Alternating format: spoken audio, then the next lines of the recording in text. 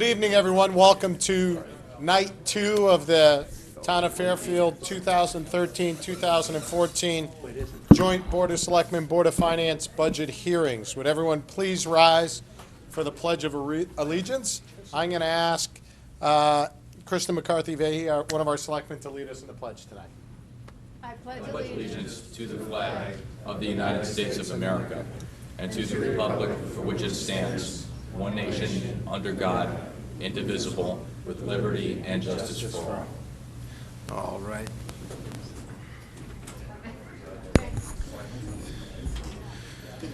So this evening is what we commonly refer to as the sexiest night of the budget process. Tonight we're going to have discussion on retiree benefits, both the post-employment benefits, other post-employment benefits, and pension. We're going to discuss workers' compensation, our health care costs for our active employees.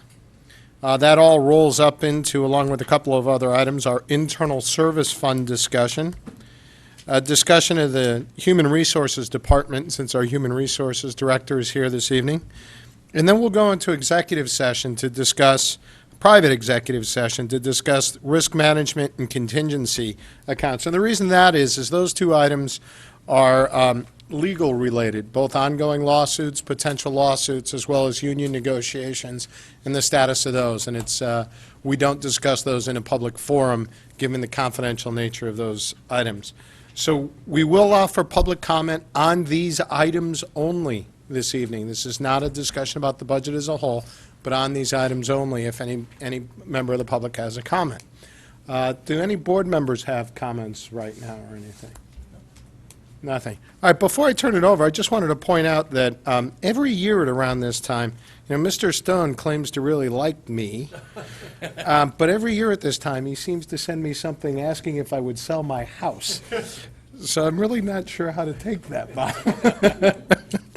So I just point out that I got my annual card. If I were you, I'd check the deed as we speak. It may have been sold for you. Exactly. With that in mind, I'm going to turn it over to Mr. Mayor, who'll be the MC for tonight's performance and be introducing all of our collection of advisors that have come this evening. So, Bob, please. Thank you, Mr. Chair.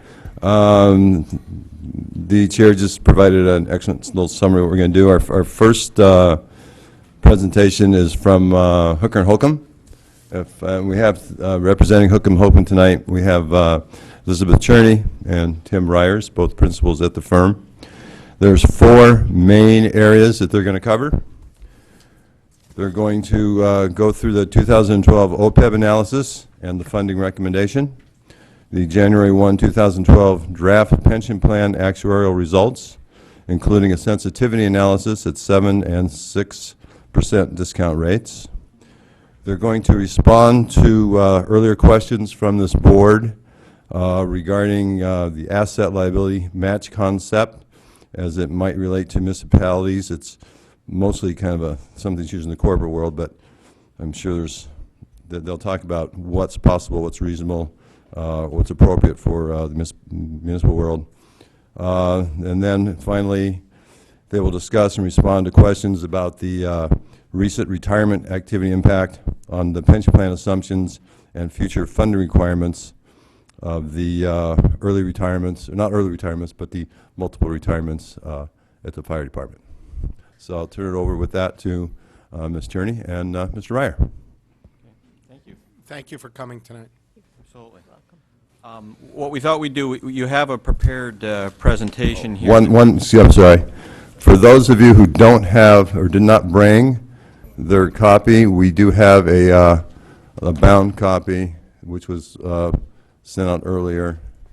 So Mr. Tetro, Ms. Albin, Mr. Brown, you missed Mr. Brown. Oh, he's got it. Great. What? Mr. Stone. I don't know. I have a soft copy. That's fine for me. Yeah, unless you have an Sorry for that. extra, that's fine. Now, my understanding is there was also a separate handout. We don't have the paper, but you were sent the draft OPEB results, so that's what we'll open with. That's not covered in the presentation. There was a separate display for that. And that is in the hard copy that was provided by the clerk this evening. Oh, no. Please go right ahead.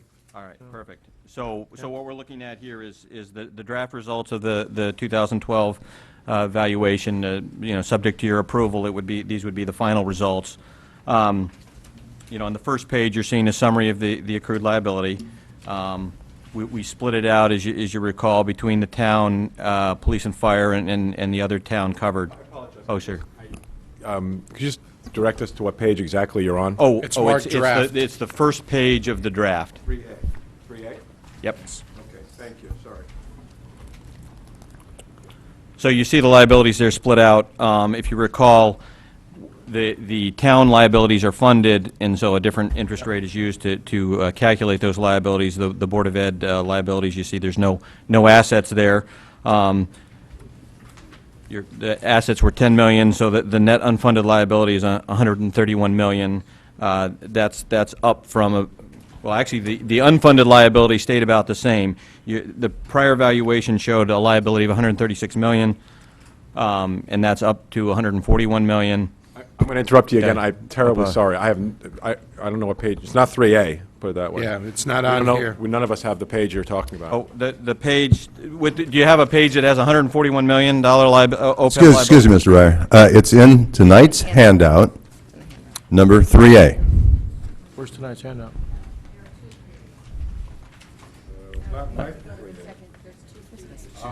Two 3As. I don't have tonight's handout. 3A. Mr. Kiley does not have tonight's handout. That's correct. We got it. I think we have a spare. He needs it. Thank you very much. No, he said he had it on the side. I still don't see it said either. On the second 3A, it doesn't, what he's talking about. There's not a grand total on the right. It should say accrued liability. Nope, It says unfunded liability at the top. This is, nope. Apologize. That's okay. that's the second page. They didn't get the first. Oh, There's no first okay, page. do we want to, it was a two-page Oh, that we that's sent fine. you. There's only one. You just have the one? Yep. Is it supposed to be 3 pages? Well, they have this. This is what we and they don't have this. These two pages. It got lost in Okay. the copying Hey, thanks. process. Nice to see you again. Got lost in the copy process. The second Yeah, page. yeah, maybe. yeah. Maybe we'll skip to page 2, and you'll just visualize that $141 million. Bottom line, the good news is gains and losses. Basically, when we project the last value, there was really no news to report. Everything was, according to plan. So if you go to the next page, you won't see that 141 million or close to 142 million. You will see a 30-year amortization of that comprises the ARC. If you recall, the ARC has two components: the current cost of the benefits assigned to the ARC year plus an amortization of your unfunded liability. And you see over there to the right, the grand total is a $7 million amortization of that $141 million liability combined with your normal cost to get a total ARC of 10.58 million. And that's actually slightly down from the prior period. And a lot of that is due to your funding. A couple of interesting statistics related to your funding. Your liability is about, when you look at the 143 Connecticut municipalities that report OPEB liability, you're ranked about 13th. Your assets are actually 4th. You're one of only a handful that had, as of the last reporting date, assets in a trust for your OPEB liability. And that's what helped. The fact that you're funding the liability, your unfunded liability actually stayed stable. And so the ARC was down just a little bit from 10.67 to the 10.58 that you're looking at. Quick question, Absolutely. and this might be for the administration. Does this budget before us represent full funding of the ARC? Yes, it does. Okay, so we were at something like 96% last year. And now we're up to 100%, is that right? Or we were at 94%, I thought? The OPEB arc, yeah. Were we that high? Feel free to say I'm wrong there. Yeah, I thought we were close to 100% last year, and 96% would be that, but I thought the target for last year was 100%. And I thought we missed it by a little. And we might have, but I'd have to go back and check the numbers on that close, but the intent was to do 100% last year. Okay, so we're now fully funding the ARC at 100%, and this is the second year that it's our attempt to do that. Yeah, the number in the, and was after Ms. Cherney and Ms. Dreyer complete their presentation, then I was going to go through the handouts from the budget book part, the items from the budget book. The numbers that are actually in the budget book were based upon the initial assumptions that Hooker and Holcomb provided, which are net about 38,000 or 58,000, some minor number less, but we do have the final numbers That for we can this. true up That in we the can true course. up, yes, sir. And Okay. the thing you have to remember about OPEB, different than pension, where pension right now, you pay the benefit payments out of the trust. Here, you're paying a number into the trust, and it's netted out of some benefit payments, and the benefit payments are, for OPEB, for obvious reasons, are less predictable. So to get to that 100% funding number, there's a little more variance. Yeah, no, I understand. What's the rate of return or the discount rate that's applied in OPEB versus pension? OPEB was previously 7.5 and stayed at 7.5. As you know, now the pension has come down, so the two rates are the same. Okay, so it's at 7.5 in here, and it's not going down in future years. That's not reflected here. To my knowledge, no, there's been no advice to do that, so. Okay. Ms. McCarthy-Vey. Thank you, Mr. Chairman. Just a question about the 30-year amortization. I noticed in the pension it's 15. Why the difference? Why 30-year for OPEB? I think that was just that was the maximum GASB. That is something that could be revisited, and actually you probably should look at bringing that down over time since you are funding.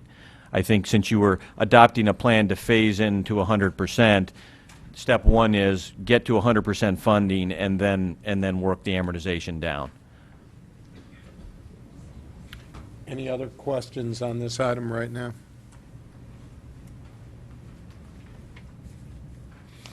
Okay. How are we managing this investment? Who is responsible for managing the investment right now? What's the criteria? There are two trust funds set up. Yep. It's managed by, and the ordinance that set those up also identified that the pension boards and the respective pension boards for the pension funds would also manage the OPEB funds. Are they actively managing them? Because I know at one point they weren't, there wasn't a lot There's- of money in there. and they Yeah, weren't. there's only about 10 or 11 million in the number now, so once the pension board gets through with the asset allocations and identifying the managers for the pension fund money, which has taken the Right. last 12 months roughly, identifying what happens with the OPEB funds would be next on the checklist. Okay, so what was our rate of return on these funds last year?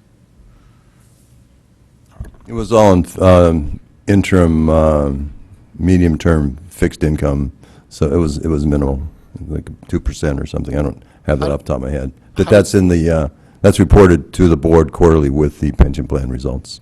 It's off to the side, it's kind of separate. I remember seeing that. And the reason I asked the question is there's an assumption here of about a 7.5% return on invested assets. And what's the assumption over how much those invested assets are, and we're getting minimal return on them because they're not being actively managed right now. Well, it's just like pension, it's a long-term assumption, so in any given year, you may not hit that assumption, and that flows through the next calculation. So to the extent you don't earn your return, the next ARC calculation is going to be, higher or lower, depending on how you fared Yeah, compared to that no, I assumption. know how it works. I just want to know what's the amount of money that you're assuming that we're investing in order to get the return. Well, we use the asset value published as of 7/1/2012, so there was $10 million $10 or million, whatever it was. So exactly. you're using the actual dollar value of the investment. Right. And you're assuming over time we're going to get a 7.5% return on that. And you're doing all your other Ouija board stuff. Right. To come up with the assumptions to say what the value is going to be over a 30-year period, right? Absolutely. Right. But right now, we're not actively managing the investment towards getting that 7.5%. And we're probably not going to be actively managing that right now for another year, right? I'm just trying to kind of put this all into, Yeah, I think that'll be, one, we can confirm that at the April quarterly review. Right. When we cover the pension fund, but I believe in the next few months, we'll have that more set. Previously, if you look back in the last year or so, there wasn't enough money in that. I think the pension board had decided earlier on to wait till the number moved up a bit, so there was enough there to start to invest with the manager. yeah, no, I'm just trying to get a lay of the land here versus what the assumptions are versus what's happening in actuality. My concern being we have $142 million. I got to go on faith on that because I don't have the number in front of me, but $142 million liability sitting out there. That's based on all these assumptions that are being put in place right now. Right. And next year, and I know this is, out, right? But next year, it's assuming that that's going to go up by another $400,000 to $500,000, right? In next year's budget. Right, what you're paying. What the ARC, liability yeah, is yeah, going to go up. the- Not the liability, I'm sorry, the ARC Yeah, is going to go it's, up. yeah, just little more than 400,000. Curious, how much does the liability go up? It would go up by, well, interest and normal costs, so, Yeah, but do you have that 142 number? Do you have the number that you expect that to be next year or no? well, we could, My pages. yeah, say 152 million. So it's gone up by $10 million. Yeah, I'm trying, because normal cost.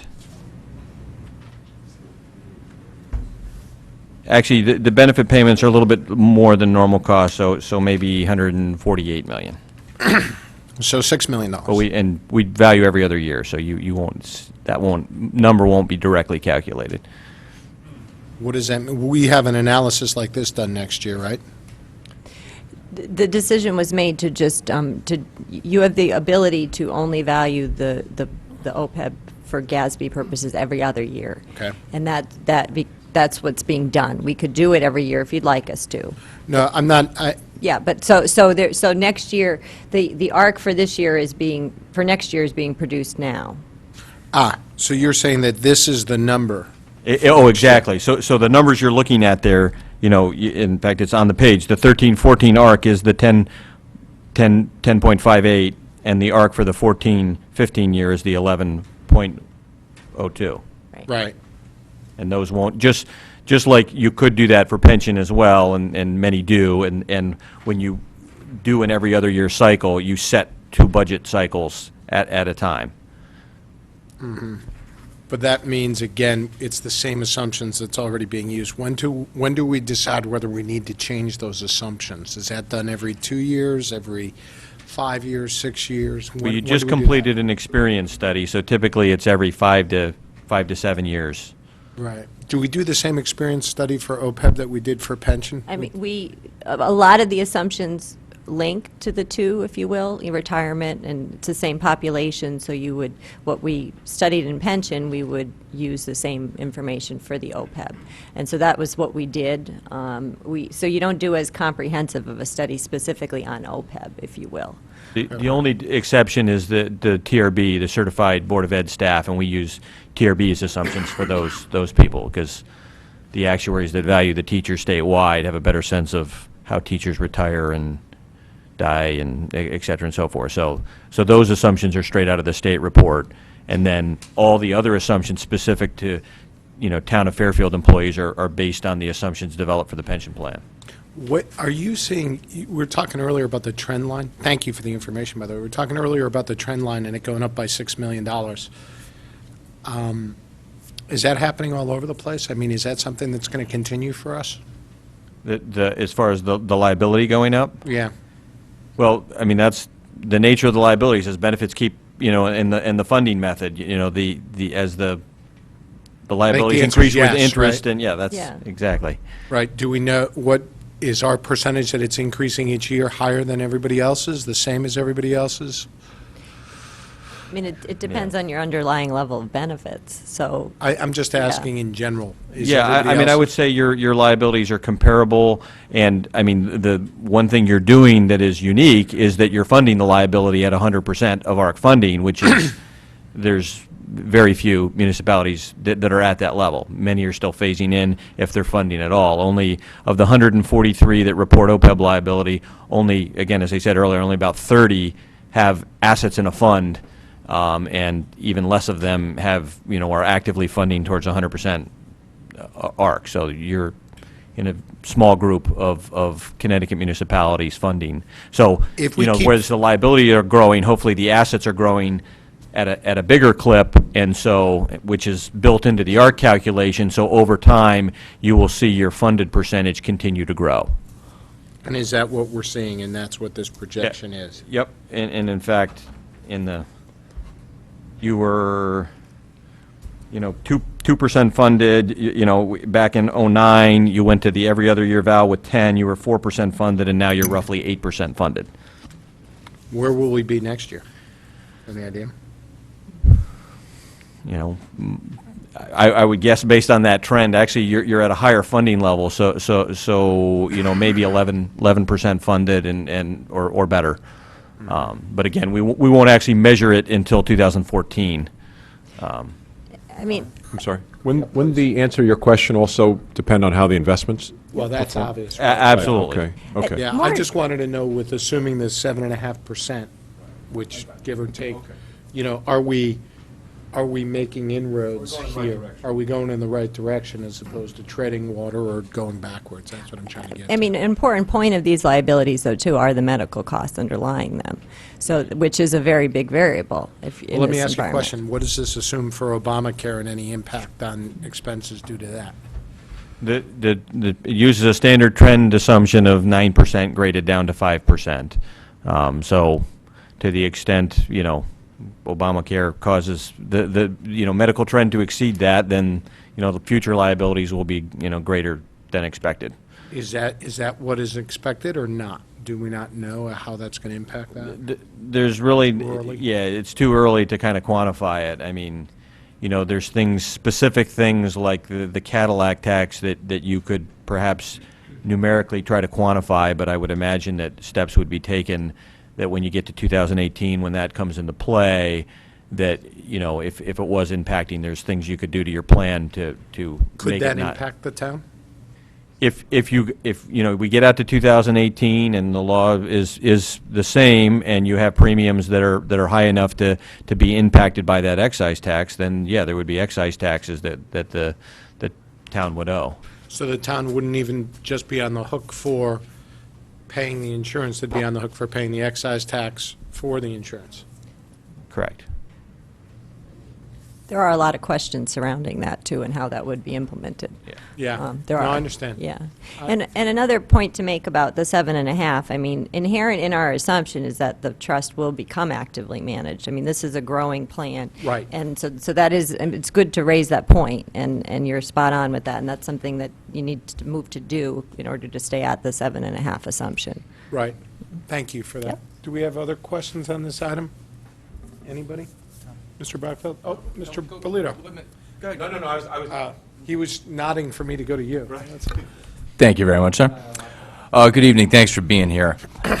I'm coming at this from more of a layman's perspective than some of my colleagues here on the board, so bear with me if my questions are a little simple. But you mentioned the fact that we're unique in that we're fully funding the ARC for OPEB, that there aren't a lot of municipalities in Connecticut that are doing it. Off the top of your head, in Fairfield County, do you know which municipalities are doing it other than us? I know New Canaan is funding something, but they're not at 100% funding. I'm trying to think of, I know Wilton funds some as well, but I'm not aware of anybody that has achieved 100% ARC funding. I guess my other question would be, obviously, we're doing this to take care of a liability that's out there down the road and to make sure that it's properly funded. What are you hearing from the municipalities that aren't doing it that you service in terms of the reasons why? Is it strictly a dollars and cents things that in order to keep taxes low, or because we have other things to pay for we just can't? Or is there some strategic reason that so many other towns aren't doing what we're doing? I don't think there's so much strategic as just practical reality. I think more than are currently acting on the plan had a plan back before the a downturn in the economy, and when this first came out and people first got their first GASB valuation, I think there was a lot of people started doing plans and started looking at that, and then the realities were there wasn't money in the budget. So it's stand to reason that eventually these towns are going to get hammered that aren't putting any money into it. Would that not be a fair statement? You know, it goes to the point of, you know, these liabilities don't get smaller over time. Each valuation, they get bigger. And to the extent you don't have assets getting bigger with them, then your unfunded liability is just going to grow. Right. Okay. Now, I also wanted to address the 7.5% rate of return. It also applies to pension, you know, different topic, but kind of in the same ballpark. I've read articles and heard just anecdotally the fact that this rate of return isn't realistic anymore, that given where interest rates are going, given where investment rates are going, that 7.5 just isn't a realistic number, even stretching it out for the long term, 30, 40 years into the future. What are you hearing about that, and are we pegging this at the right rate of return? Because we've struggled with that, frankly, and we were up around 8% just a couple of years ago, and even though it's come down, we're still wondering, you know, are we just being completely unrealistic here in terms of what we're expecting from returns? Well, we defer to your investment advisors for a, you know, definitive opinion on that, but it really, what do you think, you know, what are the right long-term capital market assumptions? And there might be a different answer to that depending on the time horizon you're looking at, and that's usually the crux of the matter is, you know, a lot of what we're hearing is, you know, due to the bond market situation, you know, over the next 10 years, you're not going to earn long-term historic bond yields, you know, for your fixed income portfolio of, you know, 5.5 to 6.5%. That's just not going to happen. So, you know, we do have one client that's looked at using a split rate and say, well, we know over the long term we might be able to do the 7.5, but what that might look like is 6% for the next 10 years and 7.75 thereafter, something, you know, maybe not those specifics. But that would be something to, you know, work with your investment advisor. What are realistic capital market expectations, and do they vary over time? You know, what are we going to earn over the next 10 years versus the next 30? Right. Okay, thank you. Any other questions? Mr. Brockfield? I'm going to piggyback on Mr. Bolito's question. I was going to wait until the pension, but like you said, it's the same difference, so to speak. Your answer is correct. You're not really the people that we necessarily depend on to help to tell us where the markets are going. Of course, no one knows where they're going, but we do have investment advisors in the pension fund. So, but what we can ask you, because you do have a unique perch, is what is going on in the marketplace, right? So we're at 7.5% on our investment assumptions. You guys, I assume, do this work for many towns. You're so good at it, and so what are you seeing? I mean, you've given a partial answer with what you just said about the split thing. Right. What would you say is the range of assumptions that you guys see, and the trend on the assumptions that you see? The trend is down, and as you have recently experienced yourself, 8 is still very common. It used to be the median. It probably is not the median anymore. The trend is, I think the last time we did a numeric average, we did an internal study of 163 municipalities. The numeric average was about 7.75 at the time. Liability weighted, it was closer to 8%. It was actually a little bit above, and that's because the larger towns tend to have the higher rates. The smaller towns are the ones that have used the lower rates. I would imagine that's probably come down. We haven't updated those statistics, but I would imagine it's trended down where the median, you know, the average rate might be moving towards 7.5. It's still probably higher than 7.5. So at 7.5, you're right in the mix. Now, unfortunately, everybody gets lumped in together, so you can have a municipality with a 50-50 asset mix and somebody chasing return with an 80-20, and they're compared to each other, and you know, when you use your long-term capital market expectations, you're going to get a different answer of what can be supported with those two very different asset mixes. Okay, and let me ask you, did I interrupt you? I apologize. Sure, no. No, did I interrupt you? No, Oh, not you're at finished. all. Okay, second or follow-up would be, and this is not my area of expertise, but maybe you could explain it a bit, and maybe I'm not hearing it right, but have we heard that there's going to be, or potentially new GASB regulations regarding how these investment rates can be set, that there's actually going to be direction? Yeah, it doesn't, we actually cover that. There's the last couple of slides in this presentation, we're going to cover the new GASB rules, but there's nothing really related to, there was talk early on Right. that in the preliminary views, there was some speculation that maybe the direction GASB would go would require the liabilities to be measured using a market rate Right. similar to corporate plans. Right. They moved away from that and let municipalities still use a long-term rate to value the Okay, liabilities. so, And that's a disclosure requirement, not a funding requirement. Exactly, and we'll get into that as okay, far as the okay, difference so I between don't want funding to steal your and- yeah, thunder, but I wanted yeah. to, okay, go ahead. Okay. Any other questions, comments on OPEB? Mike, Mr. Tetra, quick question. Union negotiations and things like that. And it just goes to the point of doing this every 2 years. And I just want to make sure my understanding is clear. Present union negotiations do not, how do they impact this? In terms of, we're looking at long-term obligations here. So some of this is current retirees, but some of this is people to retire, Right, correct? absolutely. So my guess is union negotiations have a direct impact on this calculation, correct? They can, I mean, it's common that a union negotiation is only affecting new hires, so it's usually a future valuation Right. that they impact. Okay, but and I guess that leads to my next question, which is, how do you project that out? Are they not included? This is just current employees? Exactly. And the It's obligation? a snapshot on the val date. Snapshot, so this is the employees that are present or past, nothing to do with future. Correct.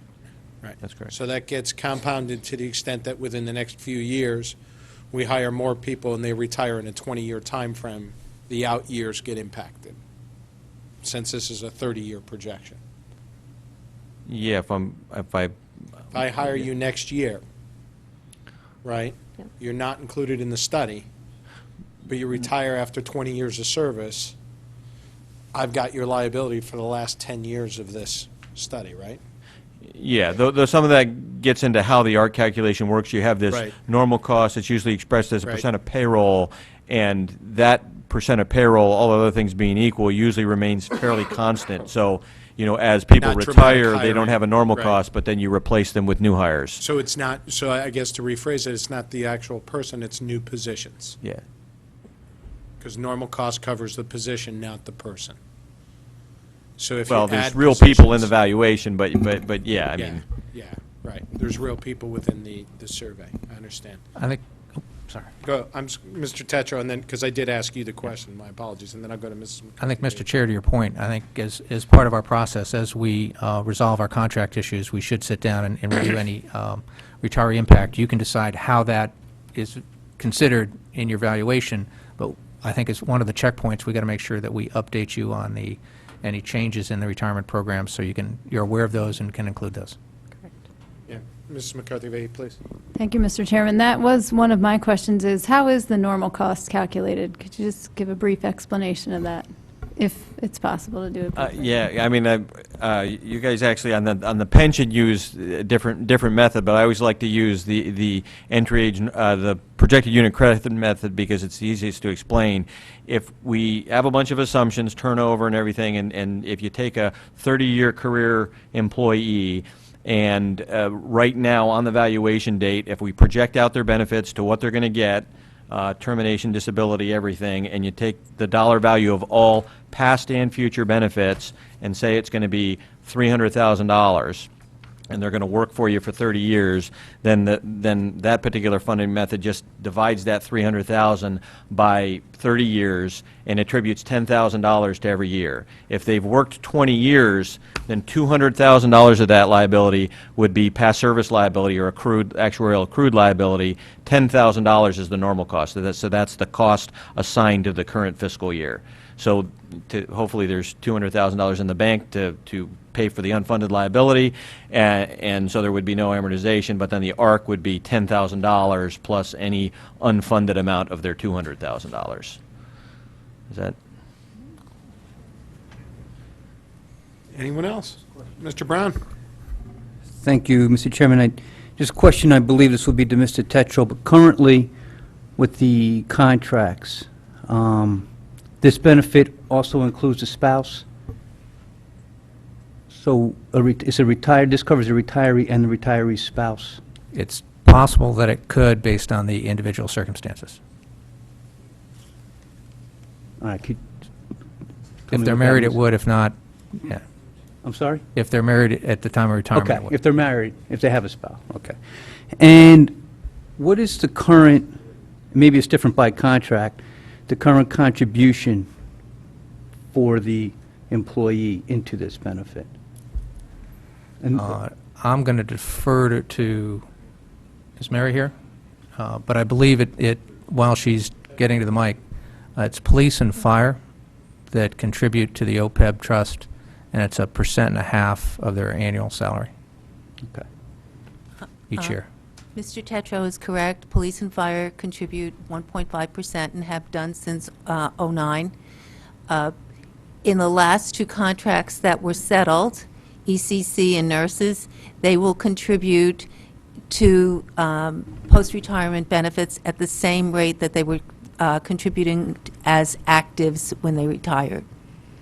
So whatever they were paying, if they were paying, someone who is an active employee today and has been for the last 15 years, if they retire in 3 years and they're paying 15%, at the time they retire, they will continue to pay that 15% in retirement. So it's pegged to the percentage, not the dollar amount. We're moving to percentages of cost rather than dollar amount. The last two contracts have contributions to post-retirement benefits in retirement. Thank you. Mr. Brown? Is that factored into your study? Absolutely. And it's important, well, not the changes that haven't been effective yet. Unfortunately, these contracts were negotiated after the date that their study would have closed on. This is July 1, 12. These contracts took place in August and September, so they would not be counted in this particular study, but when they revisit this, they will be. So just to clarify, there were two things talked about there. There's what police and fire contribute as an active to accumulate assets to pay that goes into the trust. That's separate from what we were just talking about, which is cost share as retirees. Right. Thank you. This is all relatively new, correct? This is as the contracts are coming up? You don't need to come back up. I think we can tell you what's happened. It would probably not be appropriate to talk about what we're discussing. Yeah, what's happened? Okay, in terms of what's happened, since this trust fund was set up, the police and fire have been contributing 1.5% of their salary to this. So that's been happening for the last few years. Right. The two contracts that were settled this summer broke new ground in terms of a contribution or cost share, premium share, during retirement for folks to help pay for the insurance. Thank you. Any other questions? Yes, comments? Mr. Kiley? Thank you, Mr. Chairman. On that very same topic, can somebody just please explain to me the mechanics of how the post-retirement contributions are made? If I heard it correctly, it sounds like the retirees are now making a percentage contribution toward the fund on behalf of their retiree medical benefits. Is that a correct statement? Possibly, based on what you meant. Let me Okay. let me try and describe again what's happening, and then if you could clarify what you're looking for. Sure. Active police and fire. There's 1.5% of their salary that is contributed towards the fund, and has been for the past few years. So I got that's one component. We're good. The last two contracts that were settled included, for those that, when they retire, will now be contributing, while they're in retirement, a percentage of the premium cost. Okay. So two different cases, one while they're active, if you will, prepaying, and the other payment of the premium as it goes. So Okay, so that's helpful, thank you. So when, of the last two contracts that you refer to, when those folks are in retirement, then they are now contributing a percentage toward their medical benefits. That's what I heard. Correct. What was that percentage of the premium? Do we know? again, I'm going to go defer to our Human Resources Director there. That percentage will be dependent upon the year in which they retire. Should an individual retire this year, in those two contracts, they will pay whatever percentage they're contributing to the health care this year.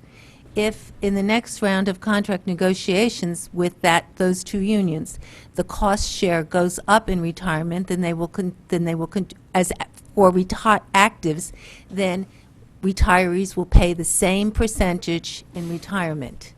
Okay, so that's good. Thank you for that. So let me just walk through an example. I don't know what the contribution, give me a number that today's current contribution rate is.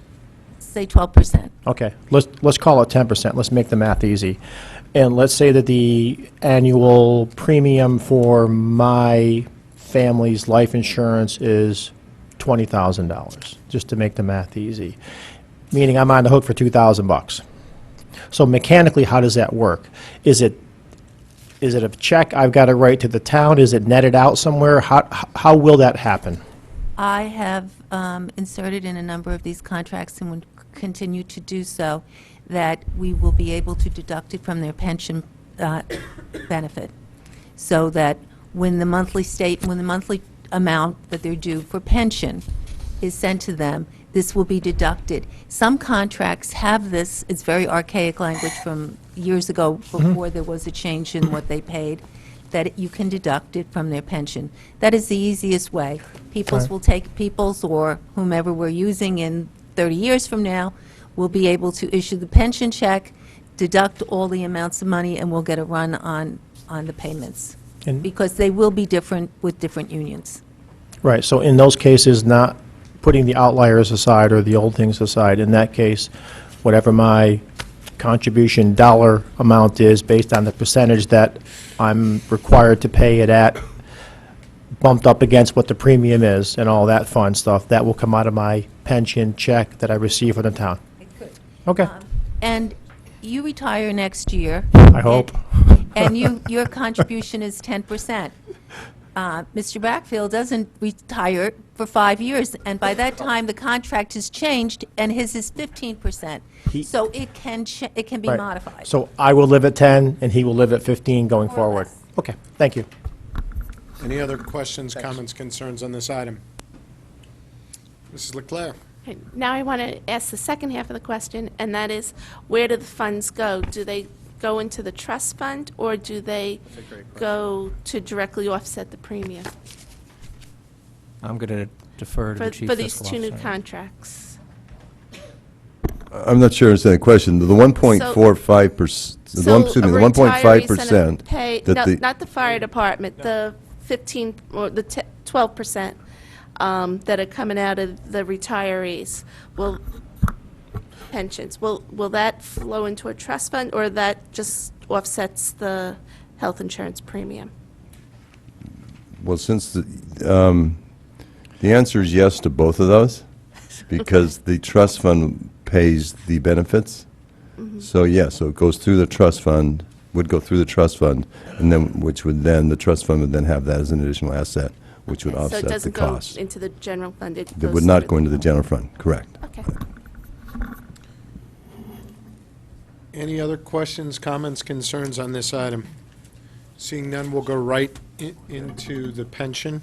Mr. Mayor? Yeah, before we go into the pension, we should go to the second page 3A, so you can see what is recorded in the... I got it. Okay, thank you.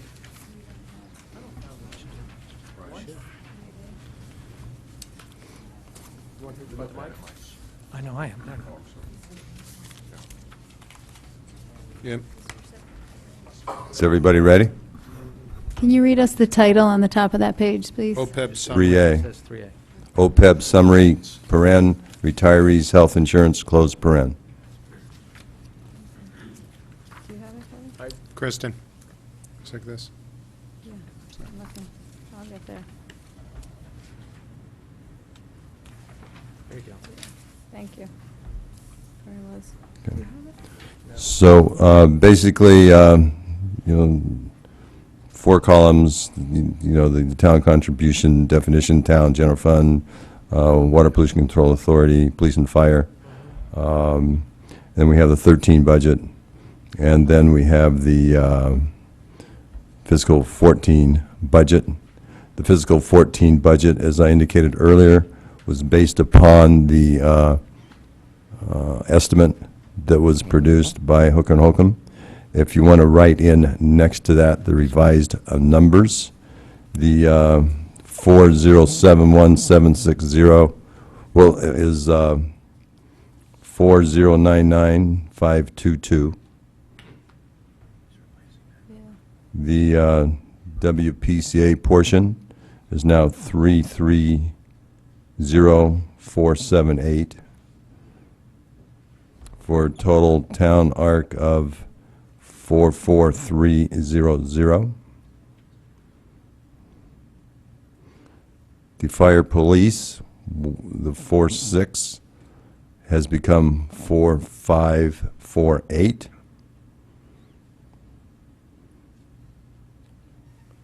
The 9 million therefore becomes 8978, or difference between the preliminary estimate and the final work performed by Hooker and Holcomb of a net reduction of $22,000. Can we just get a revised sheet on this? You for the will. process? Yeah, Thank you certainly will. And then you notice that the contribution, the fire police contribution is shown down there. That 1.5% comes to $221,497 is the estimated budget of that amount. Thank you. Any questions on that? Seeing none, we'll go to pension. And then after pension, we can, if there's any public comment on retiree benefits as a whole, I'll go to the public for that. Where would you like to direct us? I'm going to go through the pension results, and that would be in the spiral-bound document. Review of draft July 1, 2012 actuarial valuation results, it says. Everyone have that? Got it. Thank you. It's a pleasure to be here. We're going to go through the pension. There are several pages here, so in the interest of time, I'm not sure, how slowly you want me to go or fast. So I will jump in, and you can change my pace if you'd like. Thank you. Okay. So page 3 is a summary of the July 1, 2012 results of the ARC, the required contribution for the two pension plans. You have the police and fire and then the town plan. The July 1, 2012 results produces the fiscal year 13-14 ARC. So that's the far right column here.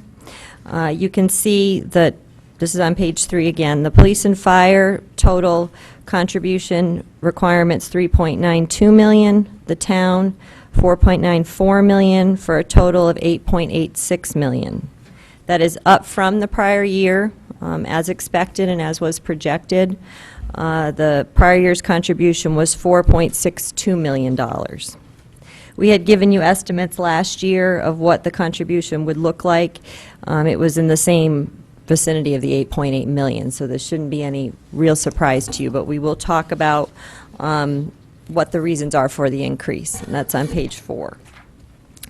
Really, the increase in the ARC from last year to this year, which was the $4.2 million, was really the result of asset losses from prior years that continue to work their way into the actuarial value. You will remember when we do the valuation, we do not use market value. We use a smooth actuarial value of assets to keep our results more level and not move around with the asset value. So market, market in the last year actually had losses. It was less than our 7.5% assumption. Actually, it was 7.75% assumption for last year, and that contributed to the increase as well. But our actuarial return for the period was basically at 0%, -3 for the town, plus 0.2% for the police and fire plans. So the change in the investment return assumption was another factor that we built into the cost this year. We were at 7.75% assumption with the last valuation. The decision was made to decrease it to 7.5 with this valuation. So decreasing the investment return increases the contribution by approximately $1.4 million of that $4.2 million. The other element of costs is the valuation data that produces the liabilities. Bottom line is from last year to this year, the liabilities didn't change too much, but there were gains that occurred due to salaries increasing less than expected, particularly on the town side. So that was a benefit that happened from last year to this year. Liz, can I ask, Tom, is it okay with you? Yes, Yeah. please. Didn't we make, at the same time we went from 7.75 or 8, ratcheted down to 7.5, didn't we make adjustments on the liability assumptions that were very favorable to the town? Yes, Right. the experience study. That's Right. all reflected here. And that's, so you're saying that the increase in the ARC was 1.4 million because of reducing it from 7.75 to 750, right? Correct. But what was the concurrent improvement in the ARC from the changes in the liability? That happened in the prior year, though. Yes. This is looking from last year to this year. Last year's numbers had it reflected. This You're year's right. I'm numbers sorry. also That's do, right. so it's Okay. not a variable. Yep. Mr. Chairman? Please, Mr. Kiley. Thank you. Yes. Quick question. On the 1.4 million that represents the quarter of a percentage point difference in the return, is that a linear equation? Or if it went down from 7.25, from 7.5 to 7.25, would it be a different amount of money, the $1.4 million? We actually have really good illustrations in the back that show you the results under different assumptions, so maybe it's best to direct you to that when we get there. I mean, broad brush, you can look at it that way, but as you get to some of the bigger percentage changes, it wouldn't actually quite work out that way. Okay, so that's looking at what happened from last year to this year. We do ordinarily give you some projections as part of our work each year, and we've done that again now.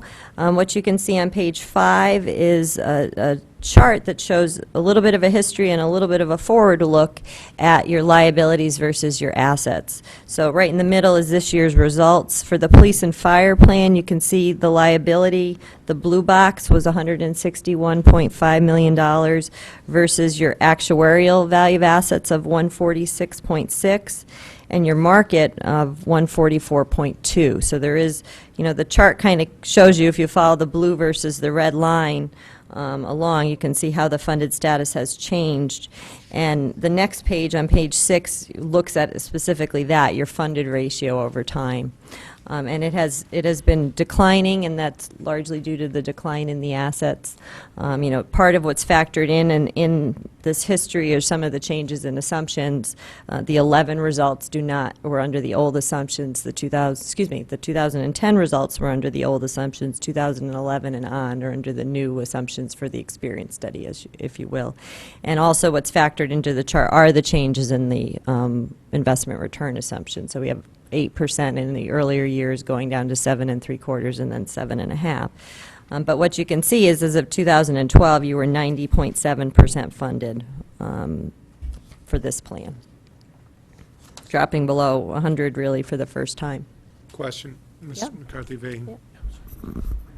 So our funding rate is going lower because of some of the changes in assumptions. And to what Mr. Brockfeld was saying earlier is last year the ARC was impacted by those same changes in assumptions that were part of the experience study. We're talking about the same set of assumptions, right? Not quite sure what you're asking, but Well, let me, No, think the assumption that changed was the rate of return. rate of return. Right, the rate of return, but you also referenced in your comments that some of the changes Yes. in the other assumptions are also impacting this. Right, so like 8, Here. 9, and 10 would have been the old set of retirement assumptions and such. 11, 12, and on were all the new assumptions, because we did a look at, remeasurement then of, and reevaluated what we were assuming going forward. Right. So that is a point, and that is a factor in this analysis. Okay, so it's both. That's what I'm clarifying. And I guess, in a sense, while, Mr. Brockfeld's comment was that it was positive to the town, perhaps in the ARC last year, what we're seeing here isn't, this isn't a trend that we want to see. It's not necessarily positive. And my question is, does this then, those assumptions are, my understanding of those assumptions were that they were kind of a more realistic look Yes. at what is actually happening, and that it helps us understand where we need to be now, especially when we look at this trend line. Yes, but there's, I think to add on to what I said earlier, there is another element that's being layered onto this, which is the change in the investment return. Right, And that is contributing a lot to the trend that you're seeing in 12 and then 13 with the decline. The other key factor are the assets and the smoothing in of those prior year's asset losses that were large, because you have a 5-year smoothing methodology. And that's my other question is this, what year are we in? Is this the 5th year, or which year are we in terms You of have that one smoothing? more year of Okay. a decent-sized loss to come, and that's why we're seeing in the projection it continue to go down, and then Okay. it starts to go up again, as you can see, because there are gains that follow those bad years. Because we project no liability gains or losses, obviously, so you see it clearly on page 6, where you have one last dip, and then the funded percentage actually is going to start, leveling off and improving. Right. Thank you. Okay, so moving to page 7, we have the same set of results for the town, just focusing on the middle set of columns. That liability is at $169.3 million, assets at $151.2. As part of the projections for the town, I think it's important to point out that we have reflected the additional $805,000 contribution that is expected to be made prior to July 1 of 2013. So that is reflected in the results here, and that is improving the funded status. So similarly, on page 8, you see the same pattern, if you will, on the projections. 2012 dips, goes down in 2013 and then up in 2014 for the same reasons on the asset side. And the 2013 number would have been lower if you hadn't made the extra 800,000, or do not make the extra 800,000. So page 9 and 10 are meant to be kind of looked at in tandem, if you will. Page 9 are our projections at this point using the new valuation results, July 1, 2012. You can see the highlighted column is the $8.86 million that we discussed for this year's ARC, and then it goes out from there into the next 5-year period. What we've assumed in these projections is that all assumptions are exactly realized, including the investment return assumption of the 7.5 going forward. So you can see, after this year, you pretty much are sticking, at the $10 million level, give or take. 10.5, 10.4, you dip down to 9.6, and then you start to come up again slightly for the last 2 years of the projection. Simple question, but Yeah. maybe not a simple answer. What does it take for the town to start seeing, in other words, we have projections here all the way out to 2019, which some years ago seemed like an impossible period in the future. Now it seems reasonably close, but it looks like we're being asked to, or not asked, required to put in $10-odd million a year, as far as the eye can see, so to speak. What does it take to get these numbers moving in the other direction? In other words, would it mean we'd have to return, say, hypothetically, 10% a year on our investments when we're assuming 7.5? That obviously would have a positive impact on this. But these numbers assume, I just want to make sure I understand this. Yeah. So these numbers assume going forward from 13 forward, or actually 14 forward, really, I guess, that we will realize 7.5%, right? So if this year we're having a much better year, the markets are doing very well, but if we going forward get more like the kind of returns Mr. Bolito was saying, and I think it's more likely to, say we get 4, 5, 6%, whatever it is, these numbers will obviously be a lot higher. Is that fair? Is that Yes. right? Absolutely. Okay. Yep. Okay. That's accurate description. Okay. So looking at 9 in tandem with 10, I mean, we provided last year's projections just for, you know, my experience being here, it would be helpful. Sometimes we reference prior years, so I wanted to have that available to In other words, you. we hit you in past. And the other thing I just wanted to comment on as to why the number is going up from what we had given you last time. And so if you look at page 10, the 13-14 fiscal year arc was at 8.72, where we came in at 8.86. The reason why was we had assumed a 7.75% return, and we did not get that in the year just ended, July 1, 2013. For our purposes, it was, you know, on an actuarial basis, like I said, close to 0%. On a market basis, it was, you know, much less than the 7.75 assumption. So that brought the number up. You did have some liability gains, like we said earlier, on the salaries that helped offset some of that increase, though. And so that's what page 11 basically summarizes, is what we just said as far as the reason for the change versus the estimate. Moving along to the next few pages, the next two in particular, just, they summarize the assumptions and methods. I don't need to go through it unless No, people want me unless to. there's questions. Okay. Unless there's questions, because we did this all last year. Yep, right. And 14 looks at just your population. It gives you a snapshot. Just to note, the town having a total count of 1,170 participants. You don't have this in front of you, but to provide it to you, that was down from 7,111. Again, part of the reason that we saw some gains was on the active side. The population had come down. Mr. Chairman. Yes, go ahead. Thank you. Sorry. Thank you very much. Just a question for you, again, as was referenced earlier, in comparison to some other towns, looking at the police and fire, just our numbers, we have really a much higher percentage of disabled pensioners in police and fire, which makes sense, than in the town. Is that similar in terms of a percentage to other towns you work with? It certainly is higher for those groups. As far as the percentage to the overall population, I've never quite looked at it that way. Tim, can you? Yeah, I don't think that's a statistic we capture. You know, you're right, you know, anecdotally, that's the trend, that police and fire tend to have a significant portion. It really does vary pretty considerably based on the disability benefits and you know, because there is a tax advantage to getting the disability benefits, and so how those benefits are managed, and so the percentage can vary from community to community. These don't, I mean, from the valuations I've seen, they don't seem disproportionately high to me, but we don't have a, but that's a good suggestion for a statistic we should capture is you know, what is the ratio of regular to disabled retirees for police and fire group. Any other questions right now?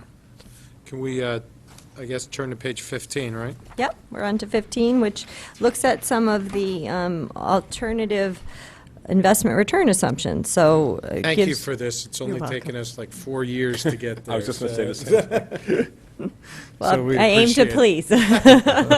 I wasn't going after you. on I that. was know. just- So what you can see here is the top column, the top row is the 7.5, which we already provided earlier, and then we have a 7 and a 6%. So, you know, broad brush, you know, the 7.5 million contributions are in the $10 million range. The 7% investment return increases to about 13 million and change if you kind of broad brush it. And then at 6%, you're looking more at a $20 million level. So to summarize, this page assumes all other assumptions remain constant. Correct. We're on the money on every other assumption Right. in here. So the only variable is the rate of investment return on the funded assets. Assumed for the valuation, not actually earned. All Right. of them assume There's a 7.5 smoothing, will right? actually be earned. No, Right. actually, Oh, Tim, I oh, don't mean sorry. to correct you, but. Oh, sorry. She does. I am going to correct you. I'm sorry. They assume that the our valuation reflects whatever assumption is indicated there. So when we measure the liabilities, we're measuring at 6%, 7%, or 7.5%. Further, they assume that we exactly meet that return in that scenario. So in the 6%, the assets will go up by 6% a year. So in layman's terms, it means we return 6%.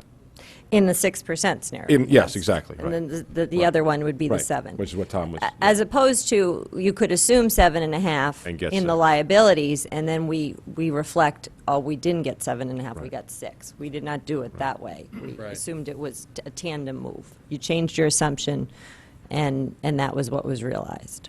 So what this suggests is that if we have a deviation from that investment return over this period of time, we've got a significant deviation in the required funding levels.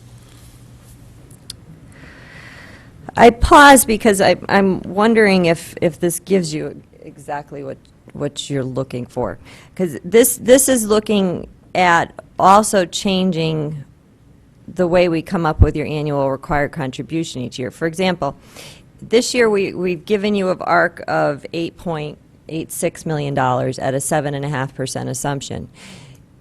We've given you a projected ARC of $10.5 million if the 7.5 is met. If instead you get 6%, that number will be different, but it will not be $20 million. Because the $20 million assumes that you decide to make a conscious decision to change your investment return assumption to 6% from the 7.5. So this chart assumes 6% forever. Yes. Whereas the other scenario is still assuming 7.5%, but you just happen to get 6%. Correct, Going very forward. good. Right, Yep. right. Big Yep. difference, Ongoing right, basis. right. Okay. Does that make sense to everybody? Because that's an important distinction. Okay.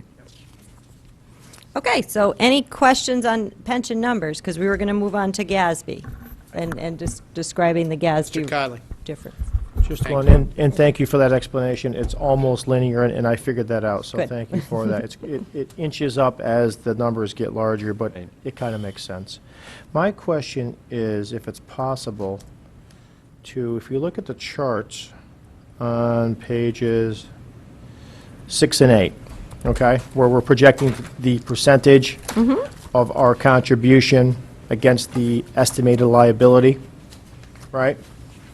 Or the funded status, you the mean? values against the liability, right? The assets versus the liability. Right, yeah. the 88%. Is there a way, it looks like we bottomed out and we're heading back in the right direction, but if we make some assumptions around, if we keep all the assumptions straightforward, the investment return and everything else that's relevant, can you push that chart out 2, 3, 4 years to see if we can improve on the 88% based on the data points that you currently have? Is there a way to push that estimate out? Actually, That particular chart? we could very much give you that chart, because inherent in the projected contributions are those percentages. So Right. we just cut it off so we could give you some of the history as well Right. on this page. but I'm we just could give you that. wondering, without doing all the math, what today's 88 looks like in 2, 3, 4 years, so I have some of that here, so I could probably. I don't need it now. You can follow Okay. up and send a spreadsheet out or a Okay. PDF. Yeah, Thanks. we Is could- the trend in the right direction, though? Do you know that quickly? Absolutely. Do we It would get like into the definitely- 90s, closer to 100, or Yeah. or is that too much to ask at the moment? No, let me, if you just give me 1 second. Okay. so I One pull- just interesting statistic, when I was looking up the OPEB, the OPM publishes all the statistics on the pension, so there is a lag, but as of the last published date, you were the seventh best funded plan in the state. So there's only six plans, municipalities that have funded liabilities better funded than you, just to put it in perspective. That's just pension. So, Go ahead. can I? Brockville. We could follow up. I have the answer to his question, if you want me to do that first. So in the police and fire, that's what I looked at. On July 1, 2017, in our projection, this assumes the 7.5% return. And full ARC funding, and everything else is exactly realized, you'd be at 91.6%. It's inching up, excuse me. But I just want to make sure, because you raised it, so I just want to make sure people, but beyond 2017, it wouldn't make any sense to make any project, because it's just 5-year smoothing, right? is that right, 5 years? It is a smoothing? 5-year Right, smoothing. so beyond 17, by definition, it would be going straight up, because you'd just be assuming 7.5%. There'd be nothing more to smooth out, right? I just want to make clear that, Well, Mr. it- Kiley, it's- that beyond 17, you can't make any meaningful Any meaningful judgment? judgment, because there'd be nothing to smooth out. Hasn't happened yet. Right, you'd just be assuming 7.5. Though what it Right. tells you is how much your ARC policy of a 15-year amortization, it tells you how much that's helping your funding percentage each year. Right. Which was my question. Thank you. Okay, thanks. Mr. Bolito? Thank you, Mr. Chairman. Mr. Rye, you just mentioned the fact that Fairfield has the 7th best funded pension plan in Connecticut. And it kind of goes back to my question I asked with OPEB, where you said we were kind of unique in the way we were attacking this. Where are we compared to other towns in Fairfield County or other towns you do business with in terms of the ARC we're putting in every year, in terms of where our funding levels are? That there's more consistency. I mean, the pension rules have been out longer, and so pretty much everybody's trended towards funding 100% of the ARC. I mean, there's exceptions to that rule, but Sure. but most, whatever the published ARC is, now, they might be using a different interest rate or different assumptions, but whatever that valuation produces, tend to fund 100% of that. So we're basically in the mainstream as far as the pension aspect of it goes? Correct. Okay, thank you. All right. Now, we did have our auditors here in Okay. January. So they did go through the fact that there's going to be a GASB change Okay. related to the liabilities. Do you guys all remember that conversation? So, I mean, we can go through this briefly if it's important. Did they put figures to it with you? They or did you- not, I don't recall them putting figures to it with us, but they did tell us that disclosure was going to change, the way it was going to be calculated, Okay. it was going to go on the balance sheet. Right. Everyone was dealing with the same issue. Okay, absolutely. So you hit a lot of the bullet points, so maybe we'll just hit the highlights. See, and when I quote you guys in a couple months, I'll do it well, too. And some of this, the first couple of bullet points here on page 16 are just kind of rehash of what you're doing now. What you're doing now, it's a footnote, Right. and the way the liability, which is called, that goes on the books, is called the net pension obligation, or the NPO, and it's purely a measure of what did you contribute related to the ARC, and it kind of goes to this point of why municipalities generally fund 100% of the ARC on the pension, because it's the way the calculation works. So if you fund more than the ARC, you accumulate an asset, and historically, and I should note that all of these are both of your plans combined for presentation purposes.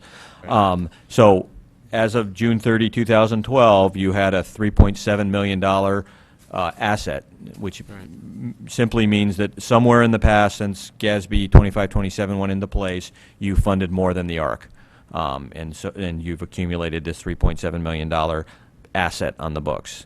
Right. The new accounting standards, GASB 67 and 68, as you've alluded to, one, take it from a footnote and put it on the balance sheet directly, and get rid of this NPO concept and replace it with something called the net pension liability, which is a straight measure of your liability less your assets.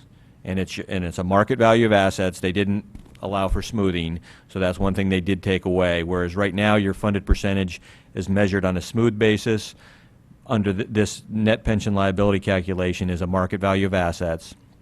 It's your liability, as we talked about earlier, using a long-term rate of return, so you can still use your 7.5%.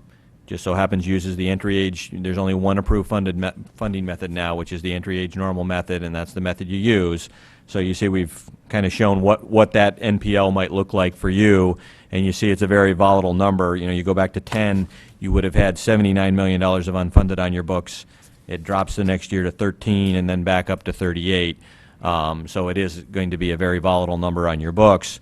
So the bottom line, skipping to page 17, is whereas now you have a $3.7 million asset, under the new standard you would go to a $38 million liability.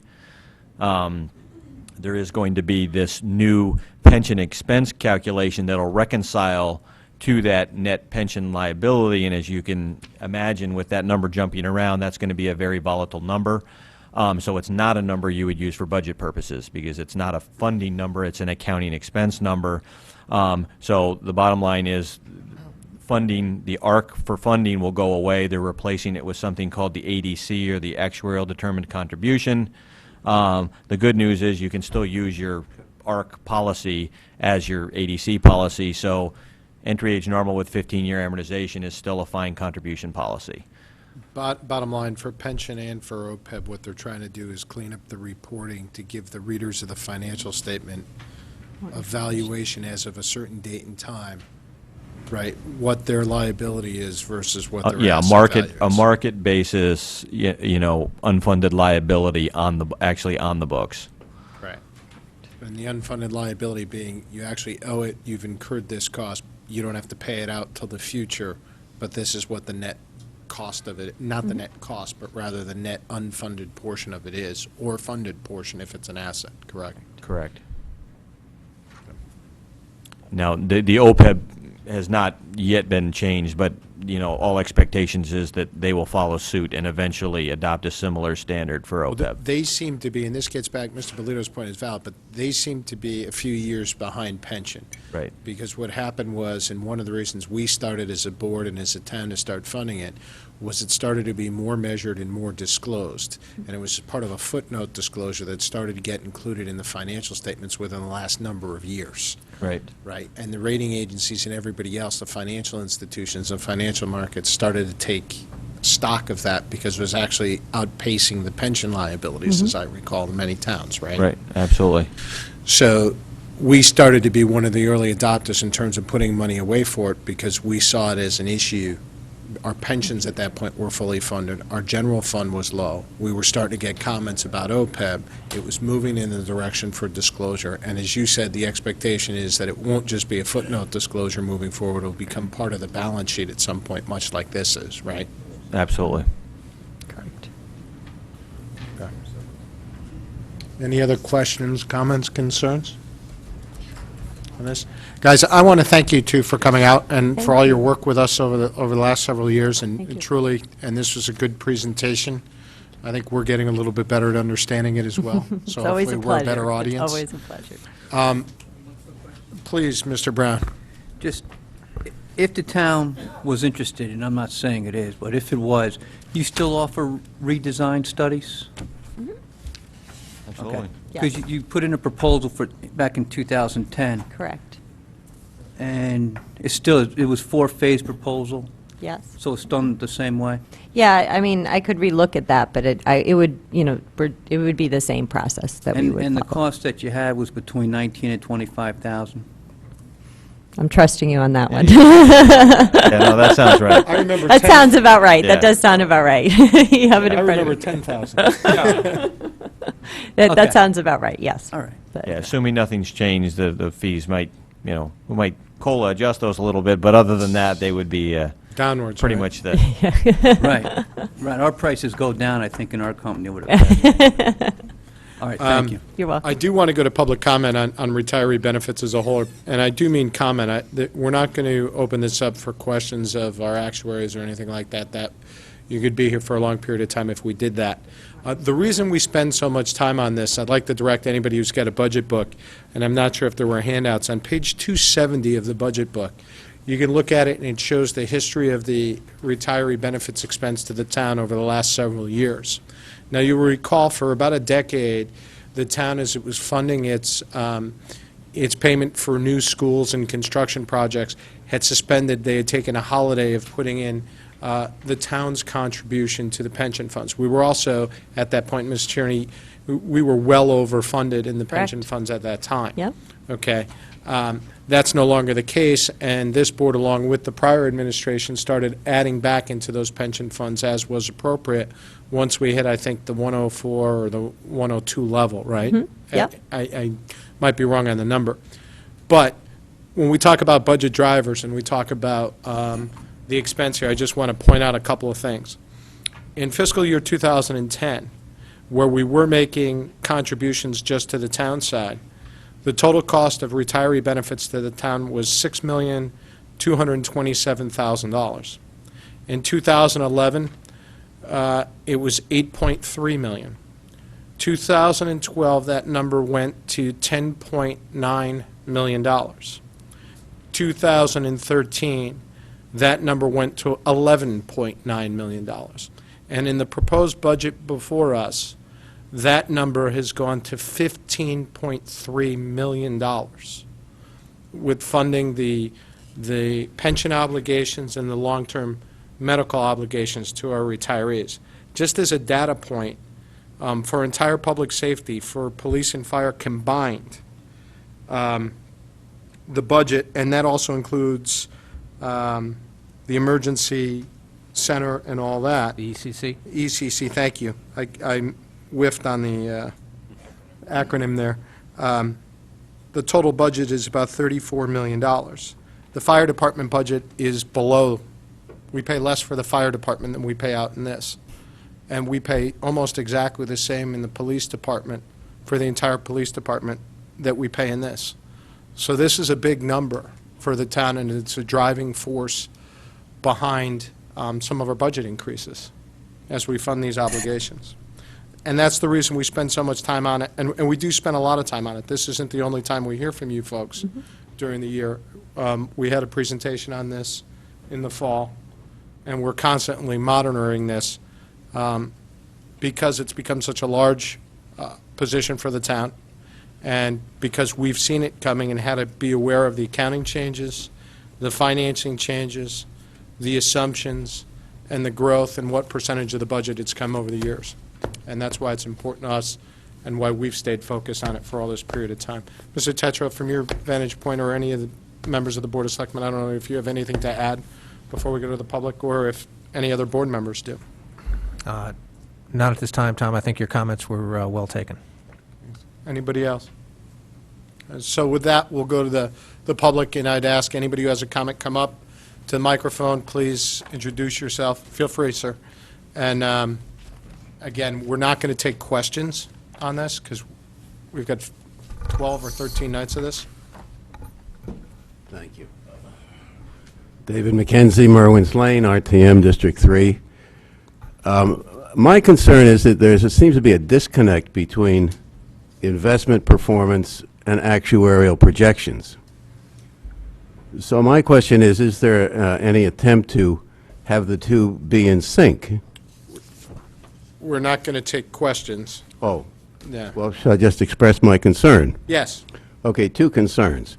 One is the return on the investment, so I'd like to see that at some point. And the other is the disconnect. Seems to me we shouldn't be projecting where we're going without having the people who are going to invest the money have some input. Because how much they put in stocks or bonds makes a difference. Thank you very much. Thank you. Sure. Anybody else have anything they'd like to say on this item? Feel free.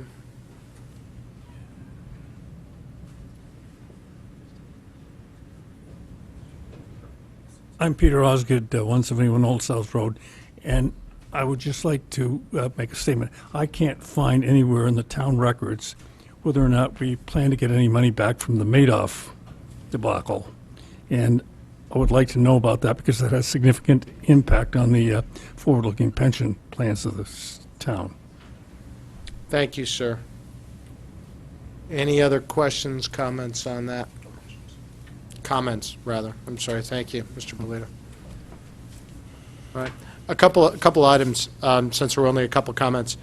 Number one, we do meet with the pension board on a quarterly basis to review how they're managing the investment portfolio. We have no purview over them, but since we do fund them, we do ask for a report on a quarterly basis to make sure that we understand what they're doing and what level of return and how they're investing the assets. And that was something we put in place just a couple of years ago, I think. Secondly, there has been some recoveries. I don't know off the top of my head the recoveries from the Madoff situation. Mr. Tetra, do you happen to know? An exact dollar amount, no, I don't. It's ongoing. We have a number of, we've gotten some returns, and we have a few legal procedures in place to gather some more. The important point there, I guess, just to frame it, is there was approximately $42, $43 million of I'm going to say assets Right. on our books at that point. The actual investment we had in that was closer to 15 or 16. Right. It's the 15 or 16, it's my understanding that we have, is what our recovery is possible on. The phantom gains above that are not likely to be returned. Thank you, Mr. Tetro. And if I can be clear, Mr. Brown, thanks for having the note right with you, because we did, Mr. Brown has the presentation that we had received at our last quarterly meeting, which was a little over a month ago, or about a month ago.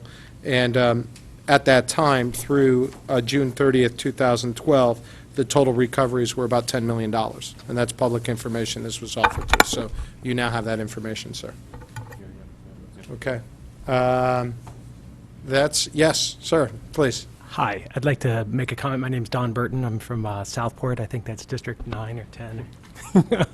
And there's a lot of details in the budget, and I just appreciate everyone's work, and I know it's hard work, and there's a lot of details. Just as a layman sitting here, it just seems like there's a major disconnect between, what's going on in the world and the fact that we're kind of more business as usual, and we're talking about a 7% increase in a budget. And, we've been talking tonight largely about the pensions and other types of obligations like that. And I'm just wondering, or the comments I want to make, because I'm not allowed to ask questions, are, number one, I understand we have past obligations, totally get that. But in the future, meaning anyone that's a current employee, can't we be negotiating that, we can reduce the amount of obligations we have going forward? We have made obligations up to this point in time, but anyone that's a current employee, we can negotiate to reduce obligations going forward.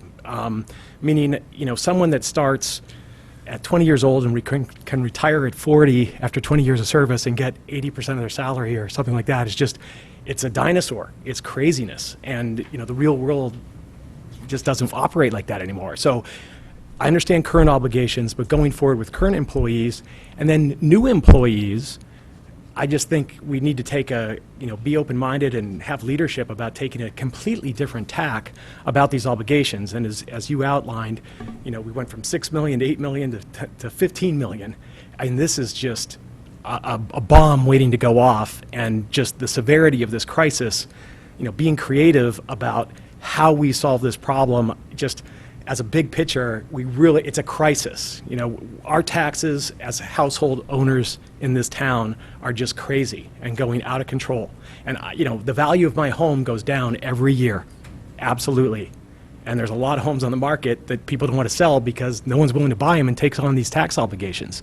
So again, in the commercial world of, getting a lot more contribution from the employee themselves during the time that they're a current employee, upping those portions from their salary that contribute to these obligations, reducing the amount of obligations, not getting as high a percentage going forward, for any new obligations we're making or current employee obligations. Again, I just beg of you to be creative and solve this problem, because as a homeowner in this county, it scares the heck out of me.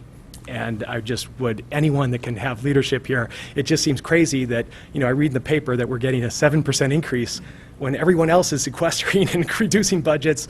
And we got to turn the tide here. I know it's really difficult, but I beg for leadership on this council. Thank you. Thank you very much.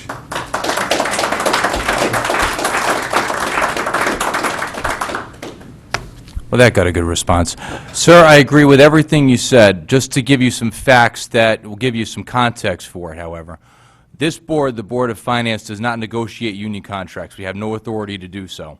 In fact, we don't even vote on union contracts. That's outside of our purview. The first selectman negotiates the contracts with his team. The RTM approves them.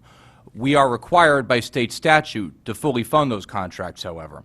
So from this board's perspective, we can suggest, we can make suggestions along the way, give a sense of what we think it should be. But in terms of actual legal authority, we have none, and we don't like that, and we would love to have more of that, seeing that we pay the bills. But The fact is, we just don't, and that's by state statute and town charter and all the rest of it. So just to give you some perspective on it. Thank you. Thank you. Please, sir, feel free. We're going to Chair, take comments. Yeah, Mr. Tetra. Just you wanna since respond? Mr. Polito was kind enough to answer half the question, I think we are negotiating the contracts. The points that were brought up are discussion points with each of the bargaining units that we are talking with, and the last 2 unit contracts we signed made significant progress across all those fronts. Thank you, So Mr. we Tetra. continue to do that. Thank you, Mr. Tetra. Again, I want to make sure we stay very narrowly focused on the topics that we're covering this evening and not the budget as a whole. The budget as a whole, we do actually have an open forum on a Sunday morning. I don't remember. Saturday. Morning. I don't remember the date. What is the date? March 23rd at the Senior Center, where we do hear public comment on the budget in its entirety, just so you know. That's something that we instituted several years ago to get the feedback. So, and I'm not saying you didn't just talk about what we're talking about tonight, but I just want to give that reminder. Please, sir. And please state your name. David Downey, Warner Hill Road in Southport. I'll be brief. I respect your time. I understand what you're doing tonight. I thought you were doing an excellent job with that. Looking forward, our obligations will also be impacted by the politics of this, and that's a reality. I've been doing some reading with some old graduate student friends of mine back in my last job in New York. We've been looking at cases where you've had quote-unquote property tax revolts. There are a series of tipping points that one can point to in some of these situations. Canary and coal mines with regards to political activism. We're reaching that. I mean, people like me who are, relatively indifferent to what you guys are doing, who are very elastic in our spending habits, are now concerned. So I just urge, in terms of future obligations, to recognize that'll be depending on a political situation in which you don't have the kind of backlash. And I can tell you from knowing what happened in California and in other situations, we're getting close to that. Now, we don't have the mechanism California used to do that, but there are other mechanisms that can be used. So anyway, I want to applaud you for taking care of the future obligations. It's critical in terms of our long-term future and ability to borrow money. But we are teetering close to these so-called political tipping points, and it's really, really important that we don't get there. Because the only way to preserve the essential quality of our obligations and current services is to keep from getting to that point. Anyway, thank you. Thank you for your comments. Any other comments? Great. At this point, I'm going to ask for a 5-minute recess before we go on to the next topic, which will be workers' compensation. Tom, can I interrupt you for a Yes. second? Bob, don't we have a presentation regarding the Yeah, there were 2 other items, the comments about the asset liability match to address questions that were there. I'm sorry, it wasn't on the agenda. And Yeah. the fire, well, it's part of the... Yeah, right. My and then the apologies, I fire, forgot. right, Thank you. And additionally, just kind of a wrap-up of this section, however, the revised OPEB pension numbers compared to the original estimates that were in the book is a net savings to the town, not including the Board of Ed piece, of about $270,000. Thank you. I would just ask those members of the public who are leaving, just please do so quietly because we're still in session. Thank you. All right, who's up next? They're still up. Okay. I know. So I think everyone got a copy of the letter on the fire. We were asked to assess the... Hold on, please. Oh. Ladies and gentlemen, as you're exiting, please, please, please, just keep it down a little bit. Hello, over there? We're still in session, please. Thank you. I'm sorry, continue. Okay, so The letter is the last item in the 3 section. First item before page, the 4 section. Is everyone on the same page here, literally? It's actually 3BI. Okay, just give us 1 second, please, Mr. Mayor. Thank you.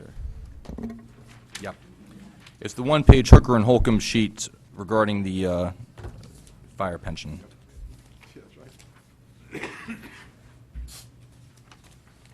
All set? All right. Okay, please continue. So we were asked to assess the impact. We were given some data on some recent retirements in the fire department, where the understanding of the fact pattern was that they were promoted and then shortly thereafter retired, and that obvious pay bump associated with that. What is the impact on pension liabilities? We looked at those 9. Turns out 8 of the 9 were after the valuation date, so the impact wasn't reflected in the valuation results. One of them was. The total impact of all 9 was the present value, using all the actuarial assumptions implicit in the valuation, was $883,000. So amortized over 15 years, had about a $94,000 impact on the ARC. 11,000 of that was already recognized. It's baked into the 2012 results. The rest of it will come out in the next valuation. Anything further? No, we do make a comment in the letter that, as far as we know, this was, kind of a one-time, perfect storm kind of a thing. It's not the type of thing that we would typically have an actuarial assumption to try to estimate, because, we don't know what the pattern is. But if, as with all the other assumptions, if a pattern does emerge, then we will try to estimate it with an assumption. Okay. Any questions from board members? Mr. Walsh, thank you. How is this a perfect storm? Because there's nothing to show me that it's not going to happen again. There's no policy or procedure that's changed in the town. It could continue to happen. All I know is that out of the last 9 retirements, this has happened, correct? Right. Over the last 2 years. Well, I don't know if it's all the 9. I mean, we're given data on 9 people that this occurred to. I mean, this is not something that we would be apparent to us unless we were told that this happened. We would just, look at the data and note pay increases in people, but not necessarily know that it was due to a last-minute promotion immediately preceding retirement. What Yeah, is, I think- what is the pattern over the last 2 years? Well, excuse me, I think Mr. Ryer's comments about the perfect storm is his understanding of the situation based upon his conversations primarily with myself. I think myself and Mr. Tetral would be the best person to respond to the question as to why we don't think this will happen again, and Mr. Tetral might be the absolute best person. Yeah, I think there are a couple things that came up. One is a number of folks that had over 30 years in service in the fire department, and the fact there wasn't a published promotion list at the time. And how many people are left on the force that are approaching 30 years? The number of people? Don't know offhand. There is a published promotion list at the time, at this point. So that's the process that would follow there. Yeah, I read it.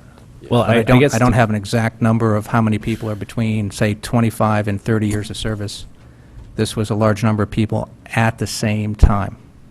Yeah, and there still seems to be a lot of other people that are in line who are approximately, our force is older. Yeah, the other issue is the reason there wasn't a published list is the prior administration didn't want to expend the funds that it requires to go through that process. So it wasn't included in the budgets. There's now a published list, and there will continue to be a published list. They'll be available at all times. That's part of the new thought process. The other issue is there was within the fire department, there was a practice, if you will, when there was an open position of putting someone in there on a provisional level. That practice has been discontinued. They're now put in there on a shift basis. You mean when there's I'm sorry, Jim, is that right? You go. You mean when there's an opening that isn't to be filled with the promotion list? Yeah, So, If something were to happen that the promotion list was not, there's nobody on the promotions wanted to accept the would- position or something. Yeah, those are guidelines that the fire commission is much more aware of what's taking place now. They are taking a much closer look at what's going on, and they will make sure that there's a promotion list in place at each time. All right. In the short term, the slots have been filled with folks from the most recent promotion list. All right, but based on the practice for the last 2 years, is like your organization going to be asking for this data on a year-to-year basis to see whether you believe a pattern exists? That you should start changing some of your assumptions and presume, for example, that some of these firefighters or whoever, whatever employees they are not getting $8,000 bumps at the end of their careers? That would come out in an experience study. Yeah. So when we get the data and look at salary patterns, whereas normally late... It's every 5 years, though, right? That's correct. When was the last one? Last year. And how did that work out for us? Did it pick this thing up in the experience study? No, I mean, this was an event that happened, the retirements were in a couple-month period, May through, I think January was the last one, so it's a 7-month period that these 9 retirements, occurred. But some of them happened during the experience study, correct? No. None of them happened during the experience study? No.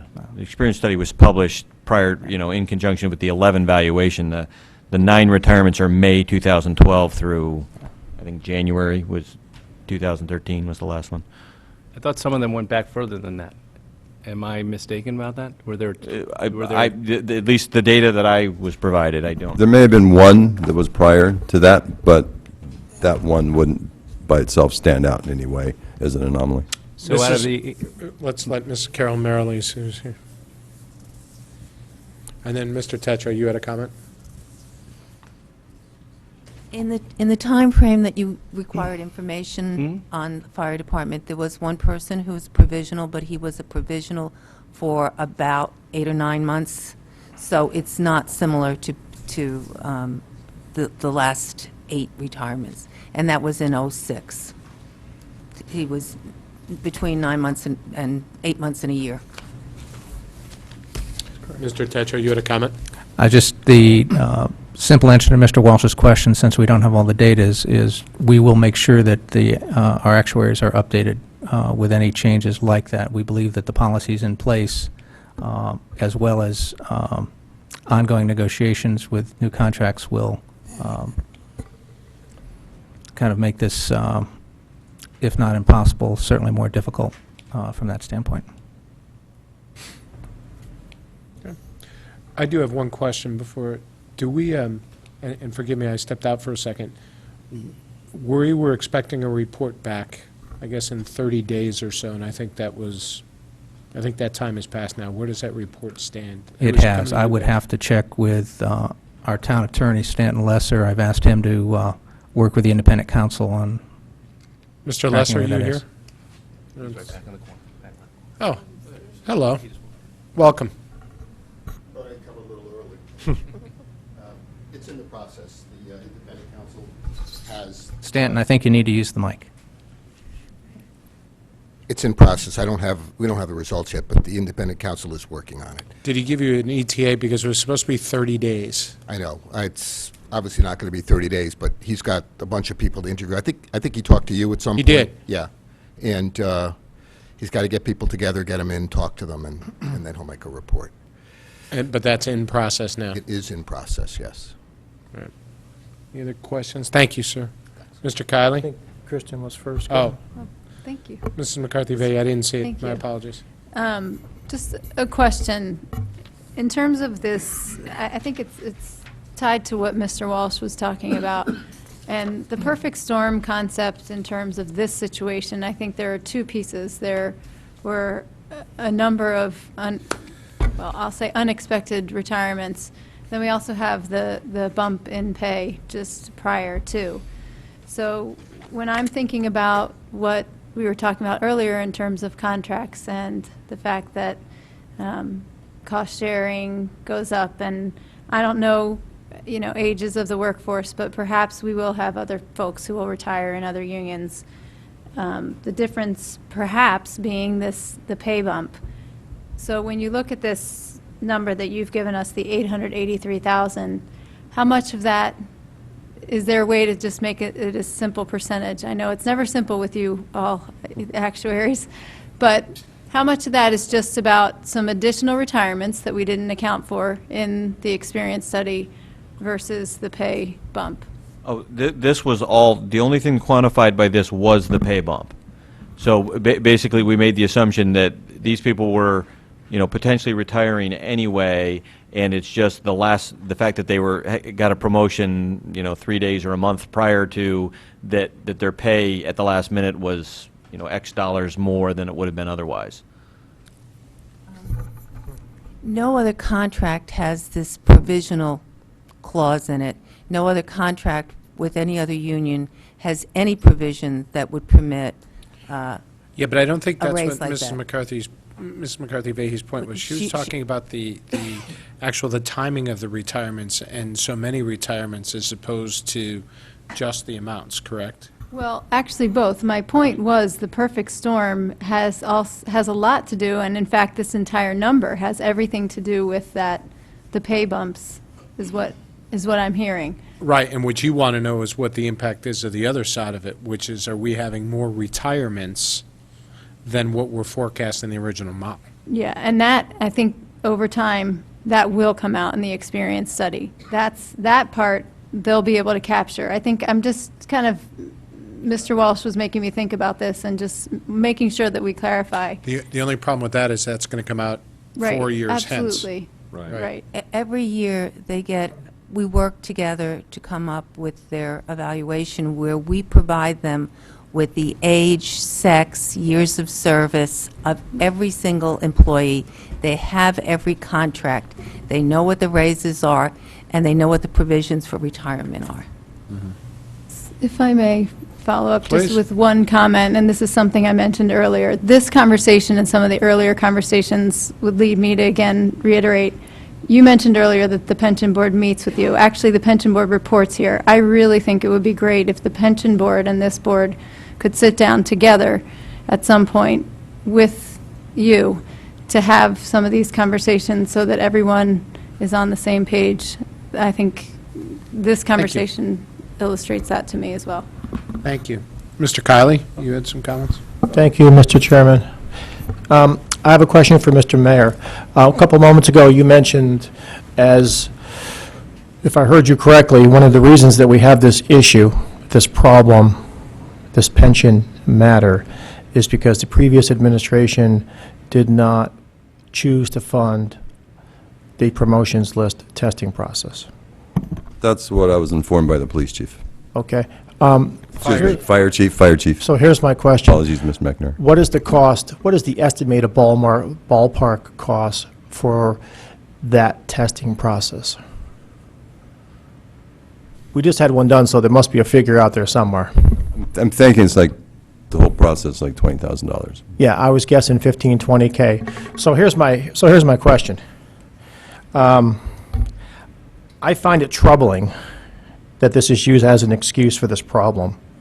I don't know whether having a test in place would have prevented the problem. In fact, I'm not sure that it would have, because the contract still would have allowed things to happen that have happened. But we keep hearing from a number of people that the fact that there wasn't a test in place or a list in place is the reason, or one of the reasons, which, again, I don't necessarily buy, that the whole thing happened, and that now having a list in place would keep that from happening. And I don't buy that either. But putting my issues aside with it, my question would be, I'm not sure why we continue to blame the previous administration for a $15,000 or $20,000 test when we have the current year's budget is $272 million. The fire budget is $14 million. So somebody would have to explain to me why they made a management administrative decision to not spend $15,000 or $20,000 within $272 million or within $14 million. The current police administration has been in place for, I'm going to guess, close to a decade, if not longer. And the current town administration has been in place for almost 2 years. You meant fire, didn't you? I meant the fire, yes, thank you, sir, the current fire administration. So I can only conclude that the test was not done because they chose to not do it in the last couple of years. Not because it was a budgetary restraint or because the previous administration, who's been gone for close to 2 years, decided to not do it when they were in place.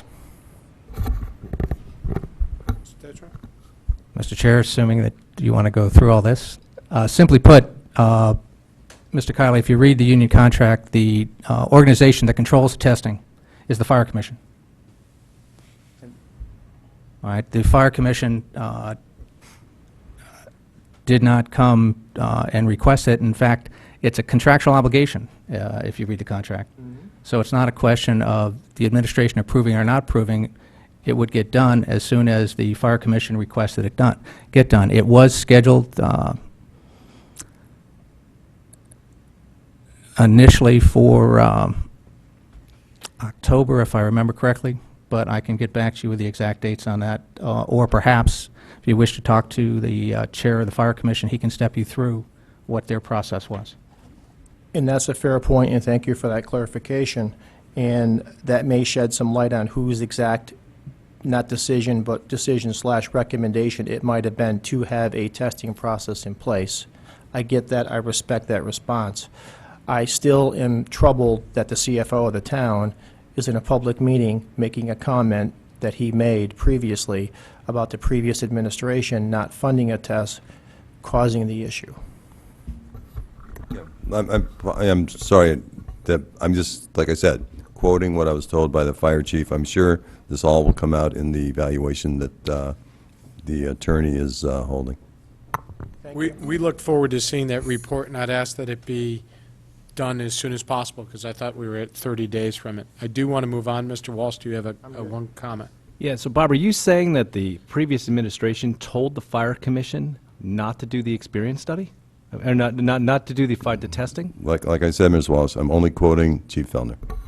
Well, can you find out from him whether that was the case? Because that's a broader allegation, actually. Because if you have the administration telling the Fire Commission what to do and to not do the testing, it'd be nice to know that answer. I think we should ask Mr. Stanton to make sure the attorney, Mr. Lesser? sorry, Mr. Lesser, that the attorney understands this issue and incorporates the concept in the investigation. Thank you, and we look forward to seeing and hearing the report. Mr. Brockfeld, I'm going to move on quickly. I So go ahead. just want to make a statement, because it strikes me as kind of odd that it hasn't been made. So I just want to say something that, I don't want to litigate, because like has been said by many people, including the First Selectman, there's going to be a report issued that hopefully will shed some light on how this came about.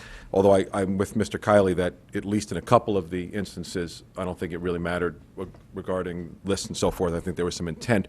But what I'd like to say is that what nobody seems to have said is the breathtaking amount of money, breathtaking, literally breathtaking amount of money that has been expended because of these actions, which will be further discussed.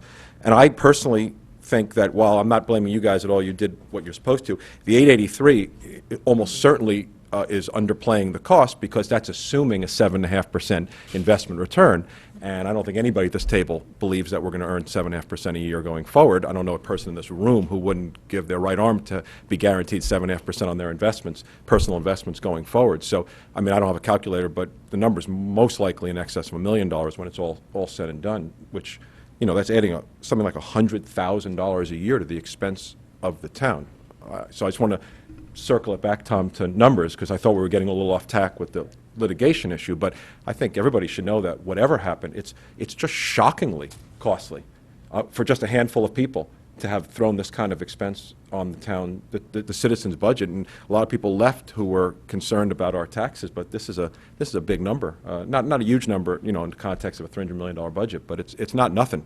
We fight over a lot less here than $1 million. I'll point that out. We fight over paper and paper clips, and here we have $1 million being literally wasted. So I just wanted to go on record to say that aside from all the legal talk and moral talk, there's an actual meaningful financial cost to this, which I find literally outrageous, personally. I look forward to hearing the results of the investigation, as I know we all do. Yeah. And I'd like it sooner rather than later, but Mr. Chair, are there any questions regarding the asset liability match that we want to address while the Holcomb, Mr. Ryan, Ms. Turner does here? anybody have anything here on this for now? That was something that Mr. Bolito had brought up. Are you all set, Mr. Bolito? I'm good. All right. Guys, thank you very much. I appreciate it. Once again, and now I will ask for that 5-minute break, and we'll be back in our regularly scheduled time. Thank you. I've been trying to do this for 15 minutes.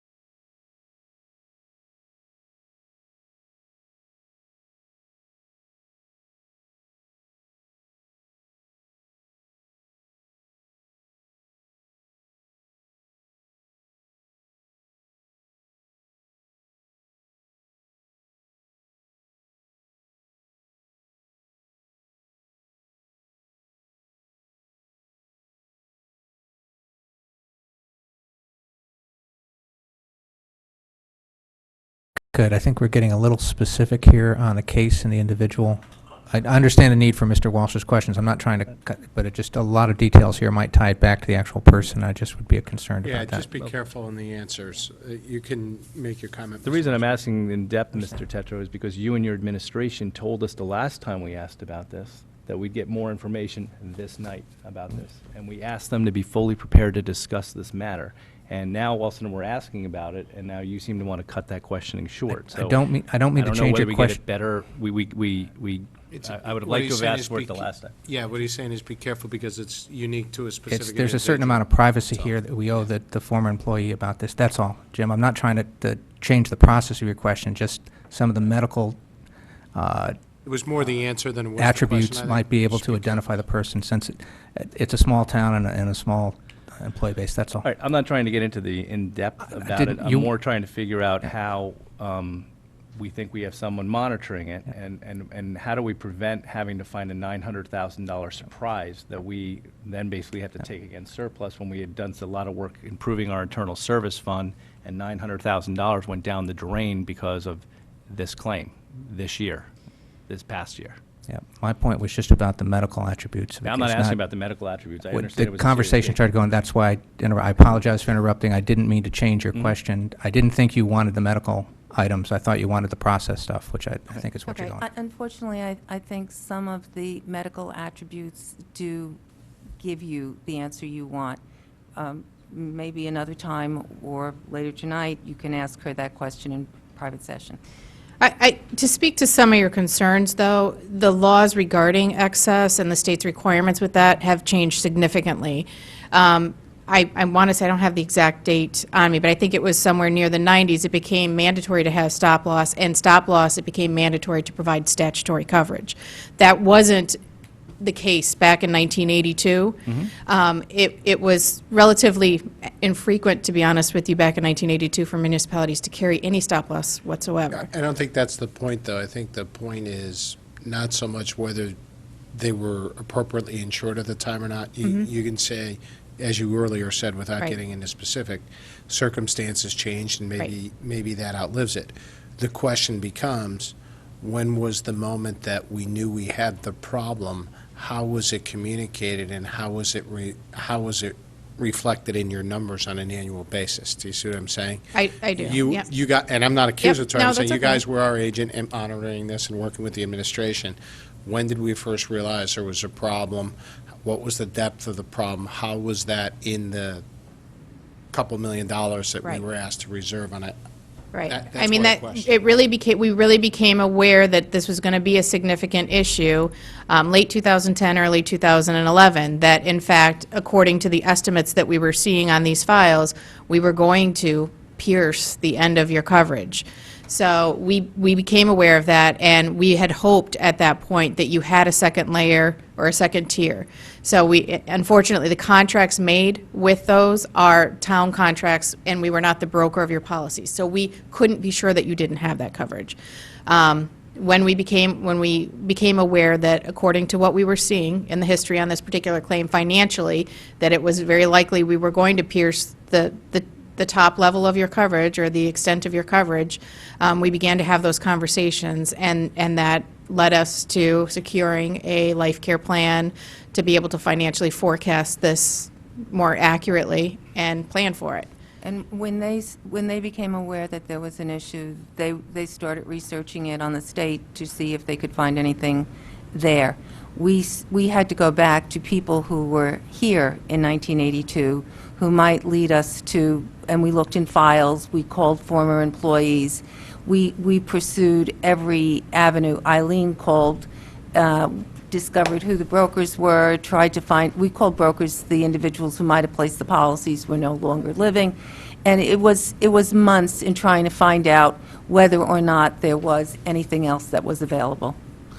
So when you have claim files on an individual, one of the first analyses is not, okay, we have a self-insured retention of 500, then we have insurance from 500 to 3 million, or whatever number that is, and then what's the next step? Do you write nothing after that, or do you say, we have a policy or we don't have a policy?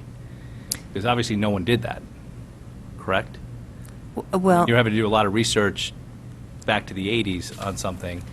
And it seems to me that when I've done As- litigation cases, the very first thing we do is to try to figure out what the layers of insurance are. Well, if that were the case, then it should have been established in the 80s when this happened. And I perhaps should have known to follow up and research all the existing claims, but I was told that we had excess, and since we have additional excess now, or statutory support, I had no reason to think that, and there were health issues, I have no reason to think that we would pierce it until we were notified that we were going to do so. All set? That's it. Anybody else have any questions, comments, concerns on this? I want to thank you for coming, and thank you for your patience and staying, and for your answers to the questions. Mr. Mayor, I'll turn it over to you. You tell me. Yeah, that's fine. I just had a couple of comments. One, in my prior life, before I came to Fairfield, actually, part of the time I lived in Fairfield, I was chairman of the board of a company called Madison National Life, which is primarily a workers' comp carrier. Important thing in controlling claims is working and defining and redefining and massaging the culture, safety policies and procedures within an organization, training within the organization, and employee buy-in, which and Ms. Bostic has addressed those issues. The one item that hasn't been addressed tonight, the final item, is aggressive claims adjustment. When you see a claim and you have a potential claim, get it on early, try to make some evaluations, and adjust it aggressively to minimize your future costs going forward. And that is also being addressed. The other comment I'd like to make is a clearer explanation of your question. Okay. Okay. What we do here is, there's two steps. We first need to allocate all the dollars to the town so that we can allocate from the town to the Water Pollution Control Authority, because the Board of Ed, the allocation between the Board of Ed and the town really doesn't make a difference, because the town pays all of it. But the Water Pollution Control Authority, which is adjustment number 2, is a specific fund, so we need to get the costs allocated to that fund. So it's a two-step allocation process. Right. Got it. Thank you. Sorry. And thank you, Ms. Bostic. Thank you very much. Appreciate your time tonight. Mr. Mayor, back over to you to continue to drive. Oh, yes, I was thinking we were going into session, but no, we're not. It's now on to batting third in the lineup. Representatives from Aon, Stephen Ribeiro and Carlton Lindgren. They're going to address the 2013 health insurance renewal, going through the claims experience, claims projections, and reserves. There was a question earlier that was asked by a member of the board, I think it was Ms. LeClaire, about claims audits. Mr. Ribeiro had responded to that with an email which was routed, but he can address that as well. And then maybe the brief status report on the 2014 recarrier request for proposal for change. Good evening, gentlemen. Good evening. How is everybody? Good, thanks. That's good. Would you like us to start with an explanation of claim audits? If that was routed, I don't know if there's any additional questions or not. Go right ahead. Why don't you start with, which document would you like to start with? So ignore the claims audit. I believe in the packet, there's two documents, one that's labeled on the top right-hand side in red, data through December of 2012. Yes. I think we'll start there, since all the faces look familiar, and I think we've been through the mathematics of how we come up with these numbers. I'll let you direct. We do have one new member to our board, Mrs. Albin, but she was with the Board of Education for a number of years, so. Please, Mrs. I'll Albin, let if you there's- guys direct me as to whether you want to go through the mathematical calculations or whether you want to just go to Can I ask one question before we go, just for clarification? Sure. These, I'm looking at these documents. These are the appropriate documents we should have in front of us? Correct. Correct. Right. The title on the document says Fairfield Town and Public Schools, and then the subtitle actually says Town of Fairfield. This is just the town side, not the Board of Education side. Correct. This is just the town information, correct. Got it. Okay. Now, another question before I turn it over. 2012 budget from the final renewals, the $17,628,000 that's referenced. If you look at the very bottom, line item 16, all the way over to the total side. Yep. Mr. Mayor, was that the budgeted amount last year per the town, or was that the recommended amount per Aon? No. The number you're looking at is a total. Yeah. And the number we need to be looking at, Mr. Chair, is the actives. Okay. Okay. And the actives number, the 11,398,091, was in our budget at 11,268,000. Okay, so it's not quite exact, we're a little bit below. Thank you for the clarification, that's what I wanted to make sure. I was trying to tie these back and make sure. That's the number we would have come up with Aon, Right, and it was with Previously. $100,000 of what we had put in. correct? So. Any other do- questions, comments on this schedule? Mr. Brockfeld, please. Maybe, since you brought it up, why would there be the disparity? I think the initial estimate, based upon the claims to whether, I don't know if it would have been December or January, was a number that was in the budget. The final number, though, that Aon presented was different than that, and the board, as I understand it, chose not to make the adjustment to the final Aon I don't remember the estimate. answer. I don't remember. Right. Doesn't sound like Can we go back and take a look at what the minutes say and what we have? Mrs. Gardner? Yeah, I presented you with the adjustments and you chose not to. On this particular one, we chose not to do it. Yes, Yeah. but I'll go back again for you, because I gave you. Yeah, I'm not questioning that that's the truth, I just want to, Yeah, I mean, there could be reasons for it, and the number went down 1,000. We're worried about, I mean, I wasn't here, but worried about the total internal service fund balance. Right. If it was, if you wanted to make the change, if it turned out the way the original was, then you end up with a bit of strengthening. right, right. Okay. Questions on this schedule? So what you did was you went through December, and that's the schedule that we're looking at, and then you have an update through January. Correct. The first page is claim experience through December of 2012. Right, Which is the one in the book, why you have it here. right. Thank you. And then the next exhibit, you'll see on the top right-hand side says data through January of 2013. So that's claims experience, claims, large claims, all experienced through January of 2013. So in other words, we updated the December projection with one more month of claims.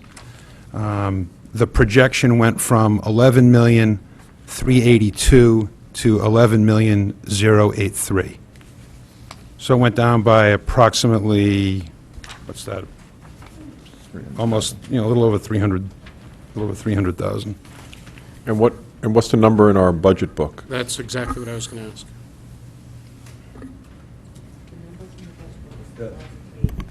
That's what I said earlier. It was based on the data through December, so it's the budget book number. The budget book number is based upon the December data, which is the 11,382,000.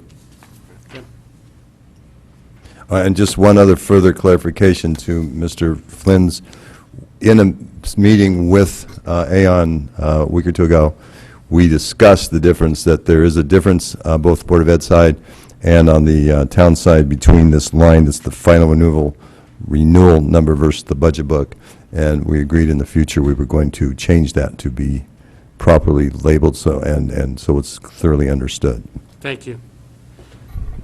Okay, so basically, our experience in the last month has gotten better, Correct. Correct. to the tune of about $300,000.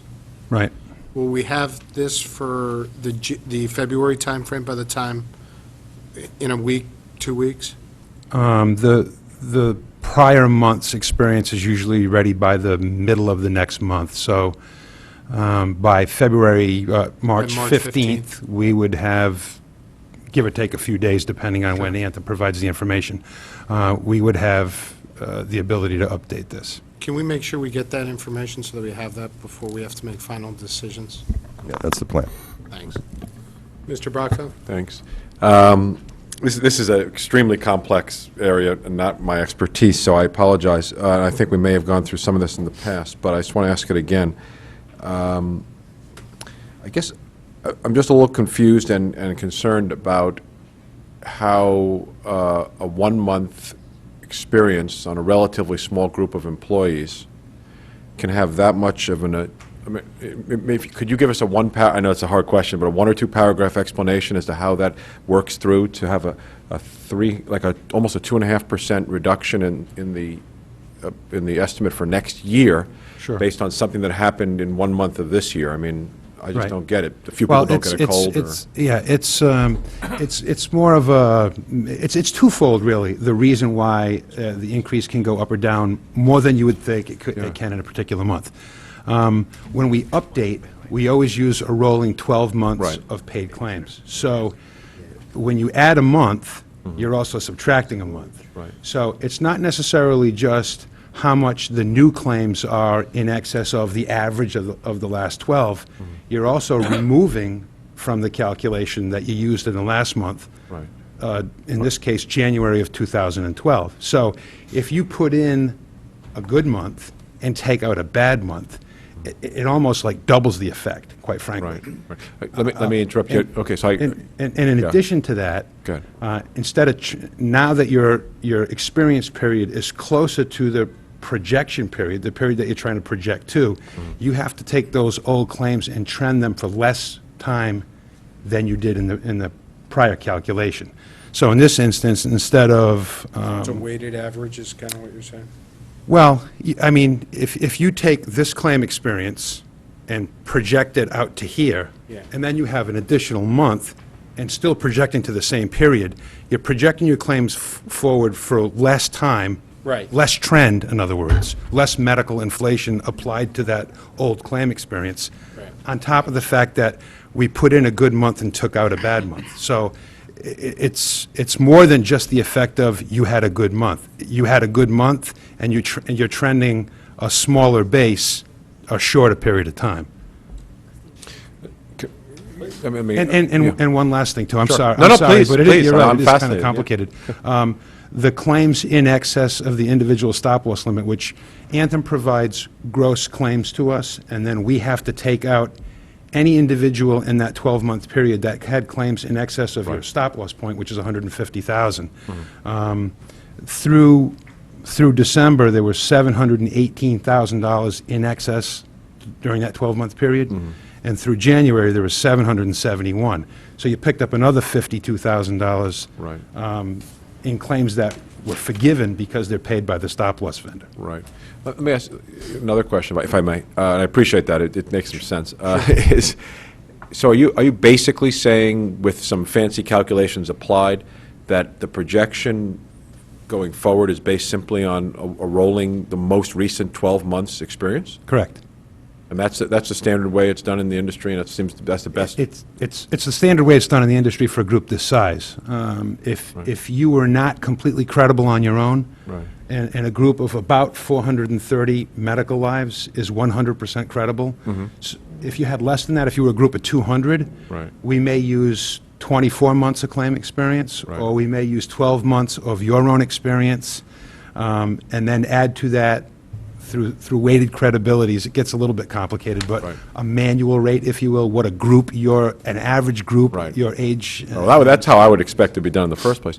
But I guess what I'm trying to get at is, do you guys I mean, I assume you do this, how accurate are these numbers? In other words, to me, it seems incredible that just 12 months I mean, anything can happen in 12 months, right? That would not necessarily be projectionable, if that's the right word. Right. Projectable, I'm sorry. Well- So, like, how accurate do you guys tend to be? I mean, do we have history in town between the numbers that are recommended for us to put in and then what it actually ends up being, and how far off on average it is? Does anybody have any? Well, I'm sure we can pull that information out, but basically, what we're talking about here is insurance, and we're talking about experience and volatility and variability, and I can attest, you're not going to ever have accurate numbers.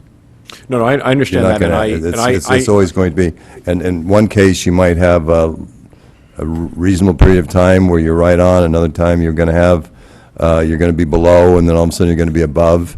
It kind of, the regression to the mean usually Right, takes. I guess without beating a dead horse, what so I'm trying to be very what I'm concerned about, because obviously we're trying our best to budget appropriate numbers, and this is not an accusation of anybody. I'm just trying to understand how we're doing it.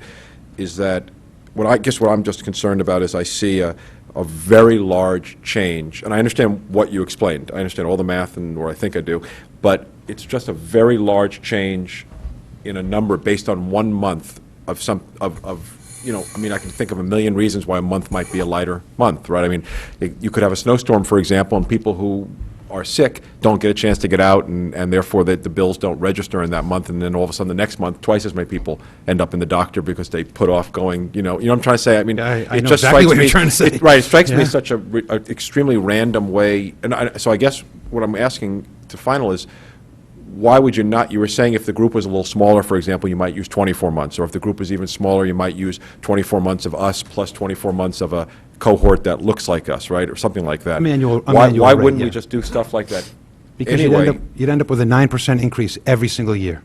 I wouldn't even have to sit here, I'd just tell you, your increase is 9% every year, Because that's what everybody else is getting? because that's what medical trend is. Okay. And you're saying that, or your group I'm is saying... I'm saying that your own group-specific experience Right. dictates what your increases and decreases are going to be. Okay. Specific to this group, which, Here's the complicating factor, and you and I talked about this briefly before the meeting, or you and I, and we've had this discussion at this board before. No. What you're saying is absolutely correct, in my opinion. When you're looking at a month, it always scares you when you're saying, oh, it was a good month, so we're going to budget this way, as Right. opposed to budgeting the other way, Right, I mean, right? it's completely different how we do the pension, for Right. example. Right. Now, that is probably an okay method of doing it, or the best available method of doing it, right? Best available information. If you have an adequate reserve sitting there, because if you're plus or minus within a few percentage points on an adequate reserve, it doesn't matter. Our issue is the fact that our reserve is not adequate, so any movement Great point. of those percentages is a meaningful amount Right. to the fund balance as a whole. I think that's what I'm trying to get at, but you're giving a great, answer is where the problem actually is. And the If problem we had a is ton of the money reserve. sitting there, it wouldn't be an issue. Up a couple points, or Right. down a couple points, Right. using your So experience. that's what the It's your administration is trying to experience. do, is trying to make a fix to that over time, so that we can be more comfortable with. That's what we've been trying to do, yeah. Right, I mean, right. you No, know, I understand. all of us. Right, all of yeah. us, yeah. Yeah. Okay. Yeah, I couple of, took- you go. Sorry. I did take the liberty of going back and looking to see what we had projected. Now, this is town and board combined. What we had projected for July 12, 13 versus what we think July 12, 13 is going to end up being. And we're off by $354,000 on 42 million. So it's 0.8% differential. But yet we're getting hammered on the Board of Ed's side with experience versus what was there. Yeah, it's a significant understatement on the board side and a significant overstatement on the town side. Mr. Mayor, I didn't mean to interrupt. You wanted to jump in. Yeah, so- sorry. No, I was going to actually, that was one of the points I was going to make. And the second point I was going to make is, Mr. Lindgren mentioned something called manual claims. Basically, insurance companies, actuarial firms, have been experience rating claims for years, and based on different sizes, they've gone through statistical analysis as what is the best way for a given group size. When you get down below a certain group size, they have, industry codes, sick codes, and you have age, sex. There's a multiplicity of ways that you would adjust a number for a group under a certain credible size that you just don't deal with once you get to a certain size. And it's proven, I don't say proven, but statistically speaking, it's the best way that the industry has accepted. It's the best way to do it. Thank you, Mr. Mayor. Go to Mrs. Leclerc, and then somebody over here. Sorry.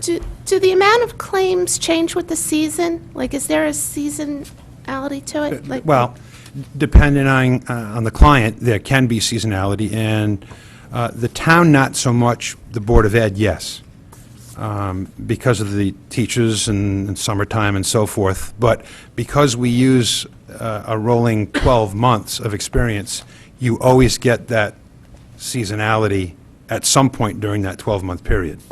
Right, but when you say, like, when we adjust it for, like, a one-month time, are we, and you're saying we're taking out a bad month and adding a good month, that's what I'm wondering, are But we? you always still have a It's still full that same 12 month. months. Okay. So if you roll one out and you roll in, you still have the effect of the seasonality because It's a you're using the trailing full. 12 months is what it is. Right, the trailing 12 months, correct. Mrs. Leclerc, you good? Yeah, I guess.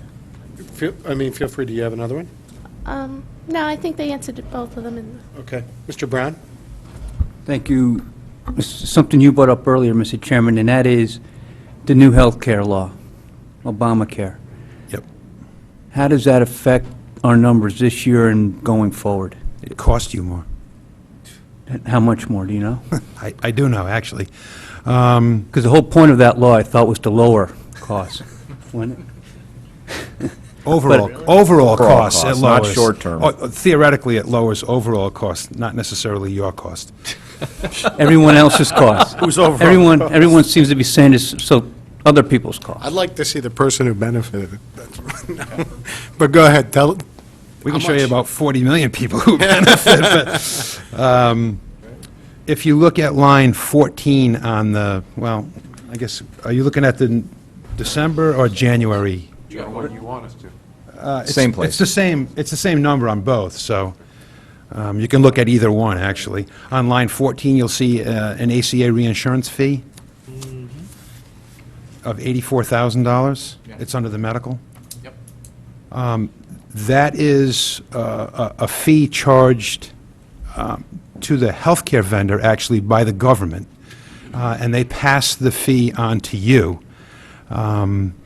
Because of the setup of state exchanges and so forth, they know that they're going to take on risk that is potentially higher than the normal population, if you will.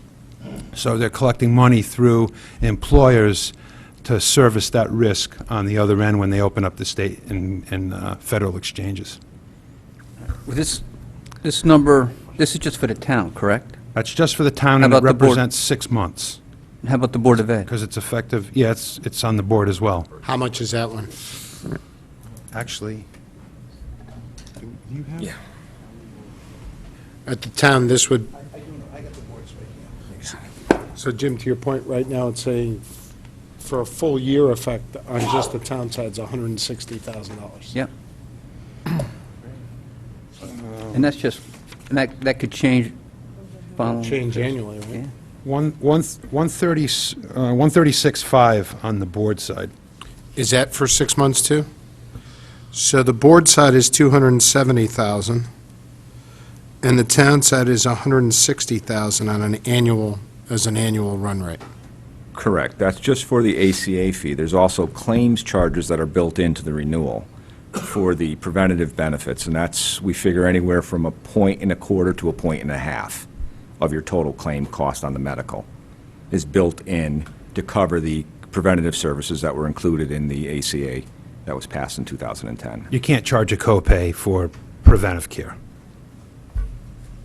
So this is costing us this year in just these fees, or it would, annualize $430,000. Correct. Plus whatever that, Conservatively figure a point. So if you're spending, $25 million on medical between the town and the board, it's $250,000. so we're talking a cost here of around $700,000 to the town. Correct. In increased costs. That's That's an approximation, correct. Right. town and board. Town and board. And that's just a start, Well, in theory, some of these fees are going to sunset. in theory. Right. As the law is written currently, these fees are going to sunset. Yeah. They never It's always a theory until the real numbers come out. That is correct. Keep in mind, we didn't write the law. Thank you. I didn't realize. Thank you, Mr. President. Thank you, Mr. Brown. All right. What other questions, comments do we have on this? On that same title, just so that as we look out, because obviously this has been a growing cost for the town, does that, are these plans going to be considered Cadillac plans as well? And we'll get a At hit the for- rate of increase you're experiencing by 2018, these will be Cadillac plans. But we don't need to worry about that until 2018. As the regs are today, we don't need to worry about it till 2018. We should plan for it now, which is what the administration is doing by trying to modify the benefits during negotiations. But at the rate of increase, we will hit the 2018 Cadillac tax. So we're modifying benefits to the employees by taking down their level of benefits to decrease the cost, thereby trying to decatalyze this plan, right? Or Buickize. Right, yeah. Yeah, that's something that you can work on in the short term. Whether we can achieve that, it's hard to say. I mean, because Okay. we're talking 9%. Your average cost now is about $22,000 per employee. Yeah, right. So yes. Yeah, More than likely, yes. You're going to get there. yeah. Mr. Brockfeld, and then I'll go to Mr. Kiley. Do you want to go, Mr. First, Mr. Kiley? Go ahead. Sure, thanks. Quick question, and the $22,000 number you just mentioned, that is per employee. That's for the 400 and, did you say 35 employees who are on the plans? Is that the number I think I heard? Yeah, I'm sorry, that was for everyone, so that includes retirees. That includes retirees. So the 435 is active and inactive. The 435 is active only. The total population is 856. That's the total, and that's just on the town side? Correct. Okay. And the average for all of those 856 people is Is 20, approximately $22,000. and that's an average on a per-person basis, whether they're a single family or anything in between? Per contract. Per contract. And that is medical and RX, or just medical? Medical, RX, and dental. And dental, so that's all three plans? Correct. Thank you. Mr. Brockfeld? Thank you. I have a question that I think Ms. Marilees might have a part in answering, and then these gentlemen. When we negotiate a contract with our employees, how specific, talking too close to this, I think, how specific does the language in the contract depict the nature of the health insurance plan? This may be from Mary, I don't know, she's getting up, but, and then I have a follow-on question with you guys. Am I clear with my question? Yes. Yeah, okay. The contract will reference co-pays for every service, co-pays for prescriptions. It will also reference the co-premium or the co-share in the cost of the plan, and it will say what the percentage is, what the dollar amount was, and what it is based on. For example, single-family dual. It will say whether it's based on premium equivalent. It's very specific. Okay, so I think that partially answers my question, but I'll ask it anyway. So, what I was getting at was, are we, in other words, if the contract was written a little differently, which I was hoping it would be, which would be more general, right, in terms of delivering a certain quality of health care, my question would have been, are we choosing to deliver our health care insurance or program in the most effective and cost-efficient way possible, based on the contract? In other words, I'm thinking in terms of HSAs, for example, as another way of, with high deductible insurance plans and HSAs and so forth. But it sounds like that the way the contract's written, that may not even be permitted. You would have to negotiate So it's with that specific. each individual Wow, union to wow. make that kind of change, and that's terms and conditions, working conditions, and it's required, it's mandatory subject to bargaining. It's what, I'm sorry? It's a mandatory subject of bargaining with a union. You mean it's a legal Yes. requirement? You have to bargain to make any changes. I understand, but, okay. It's not really germane, so I don't want to get off on a tangent, but. I know, but- you'll talk to me later. Yeah, I understand. But the answer to the question is that these guys are delivering the Yes. program that we've set out. Yes, there's and they don't by have much by leeway. union, as we've settled contracts, different unions are on different contracts. or on different plans. As we close one negotiations with an individual union and their co-pays change or their co-premium changes, then we implement each change as it happens. Understand. Thank you. We're going to go to Mrs. Alvin. You noted that the average cost or the cost per employee was $22,000 for the coverage, is that correct? Approximately, Okay, correct. and is It's that? actually per the budgeted number from January, it's 21,126 is the net. Okay. And is cost of the town, is that for 23,000 is the town employees and the Board of Ed employees, or is that just on the town was side? town only. Town only. Do you know what the number is on the Board of Education side? We can get it for you. It used to be lower. It may have gone up.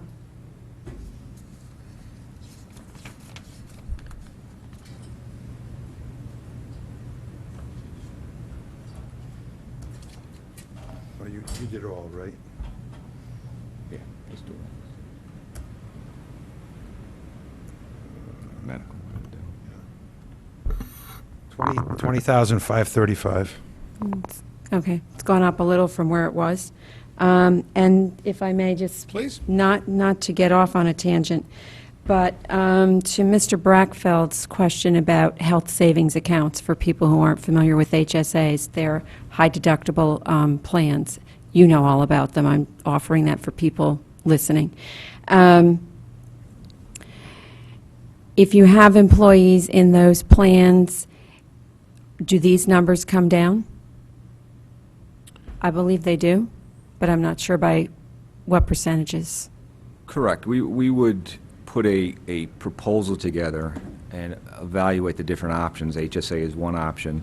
The tricky part with the HSA is typically when you enroll employees in an HSA, you also offer them money into their savings account. Mhm. So you have to be careful the amount of money you offer into the savings account doesn't eat away your savings. Correct. But overall, yes, an HSA would reduce the outlay from the town.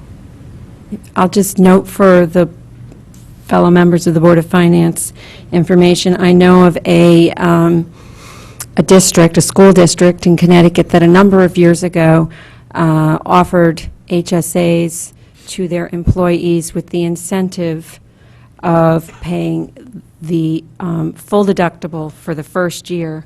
And it's a significantly sized district, and they saved $1.5 million in insurance fees by doing that. So it could be something in the future, the appropriate people, maybe we'd want to look at something of these natures in the future. Thank you, Mrs. Alvin. It tends to change behavior, which is, one of the things that you're actually trying to accomplish, I because... have a great deal of experience with them, and it does just that. Right. I mean, changing a copay, quite frankly, you're chasing things you're not ever going to catch. The trend, medical trend is going to outpace what you can do through changing copays, and you're going to continue to fall behind. I think at some point unsustainable. I think if in HSAs you change the user's behavior and you significantly reduce cost. Thank you, Mrs. Alvin. Questions, comments from other board members on this item? Mr. Mayor, before, I know we probably have a couple other topics on here to cover, I want to ask, gentlemen, are you going to be here when we discuss the Board of Education next week? We have not been asked to attend.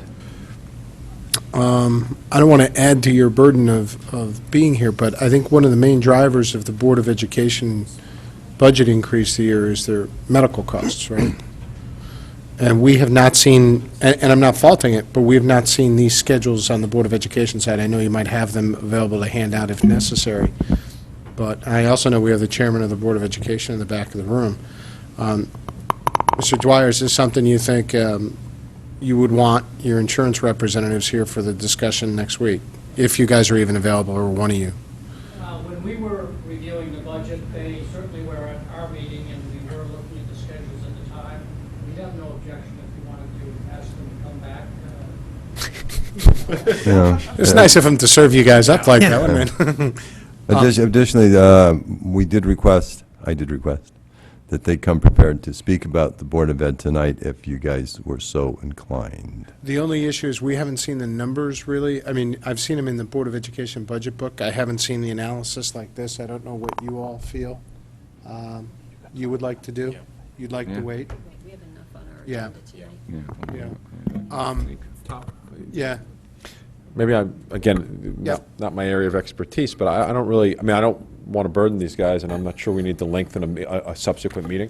I mean, isn't, the numbers are the numbers. I mean, they've explained to us that it's a rolling 12-month experience-based issue. So obviously, the Board of Ed has simply had worse experience than they Well, how- expected in some of those periods. Yeah, but the Board of And- Ed also made some changes to their insurance funding mechanism last year, I Okay. believe, and they also changed kind of their stop loss, and they had some information. I don't know if you guys have some information on that that might be germane to the discussion, because didn't they raise the stop loss from, That was 2 years ago. that was 2 years ago? 2 years ago, they raised it from 150 to 300, the individual stop loss limit. Right. So I'm getting old, I don't remember the years. But, you know, I'm trying to figure out what impact that might have had, you know? To Yep. be honest, I don't want to get in a situation where we ask questions of the Education Administration and they're not prepared to answer them. So I could leave it to their good discretion as to whether they want to ask their advisors to be here or not. Mr. Dwyer, I'll leave that to you with Dr. Title. Pretty much, yeah. Yes. Yeah, pretty much. But unless anybody wants to go through it tonight, it is 10:15. We've got private executive session, and this is a main driver of the Board of Education's budget. So I'll leave it to my colleagues. Thoughts? Well, I think you, excuse me, I think you offered up an excellent solution, which is that if the Board of Ed personnel and Mr. Dwyer feel comfortable discussing the anticipated questions that we're going to have, then they should come on their own, and if they don't think they have enough expertise or detailed knowledge, then maybe they want to ask these guys to be here. Yeah. They're presenting, so. Right, Right. So Exactly. I think we can, like Mr. Dwyer said, let them be the bad guys. right. So, okay. Anybody else have any thoughts on the issue? Okay. Mr. Mayor, I'll go over to you before I say goodnight. Are you set? Yes. Great. Gentlemen, thank you for coming out. Always a pleasure to see you. Thanks. Have a good evening. You guys as well, and thanks so much for being so patient. And good luck getting back up north tonight. Thank you, gentlemen. See you next week. All right. We have two items that are still in the public forum. One's the Internal Service Fund. To the extent that there's any questions about risk management and contingency and the funding of those items, I'll ask that you hold on those questions until we go out back. This is really the summary of what we've been discussing tonight. It encapsulates all the other items, including the two that we haven't discussed, or one of the two that we haven't discussed yet, which is risk management. And then we'll quickly go through the Human Resources Department, if that's okay. So, Mr. Mayor, I'll hold it over to you.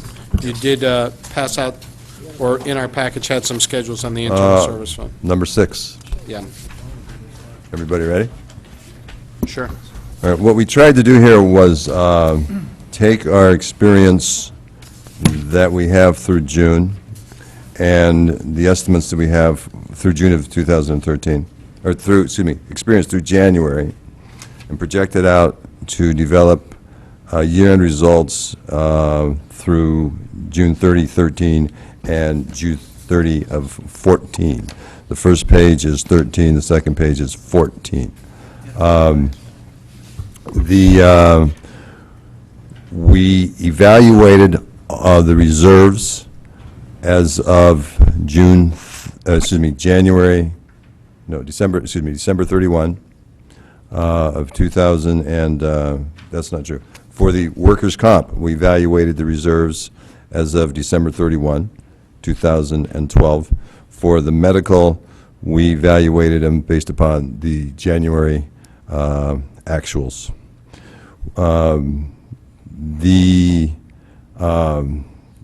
Developing a mid-year accrual evaluation is something that PMA doesn't do a lot of. And when we work through the process, we tended, looking at the experience, looking at the last 6, 7 months, I feel that the numbers are conservative, certainly not liberal. And briefly, what this shows, and primarily because of the negativity, the negative experience we're having on the Board of Ed side, if you go over to the right-hand column on the first page, the top number is the fund balance per our gaffer of 6/30/12, $4,629,000, and a projected number, a conservative projected number this year, $4,997,000, a deterioration of about $360,000. Going to the next year. So, Mr. Mayor, if I Sorry, could, yes? for a second, no, I just want to put in context, right? So last year, this is a fund that we've been working on for a number of years, trying to improve, right? At least a couple of years. Last year, as I recall, we approved putting an extra, or there was put into the fund an extra $2 million, right? Despite that $2 million that we put in, that I think we even might have labeled supplemental, right? We're down, we're in a worse position by $400,000 from one year to the next. Yeah, this is a combination of the workers' comp claim we spoke about earlier. Right. And the very negative experience at the Board of Ed. Right, which, Mr. Brockfeld, goes to your point about the, basing it based on 12 months. Right, because all I heard in the first 2 years I was on this board, with not disrespecting anybody, was how wonderful the Board of Ed's medical experience was, and they had all these cushions and so forth and so on, and then in a perfectly normal, expected thing that turned around because of whatever medical claims they had. Right, so we had And we don't- several instances here that basically put us back off where we were last year. Right. Despite the fact that we added $2 $2 million.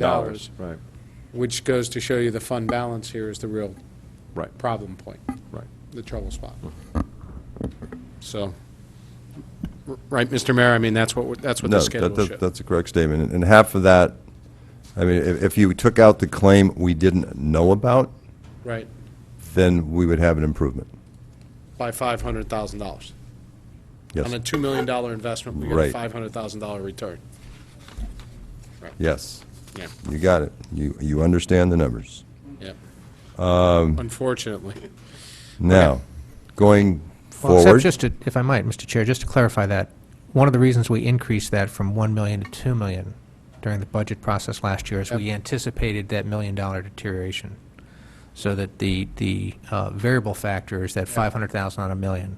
Right. That 1 million we put in to cover the anticipated need from that standpoint. Yeah, fair enough.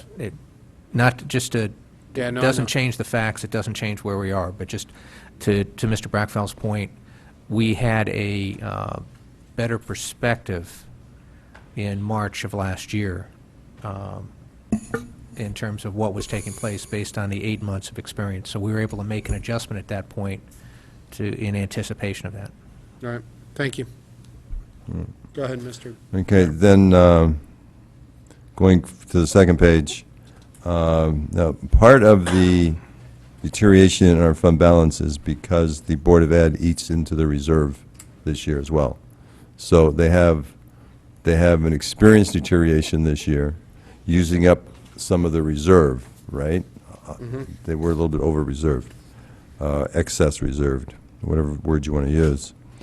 The budget for next year incorporates both meeting the expected claims costs for next year, plus making whole the reserve requirements. So they're back up to, I think they're 1 times claims or 1.2 times claims.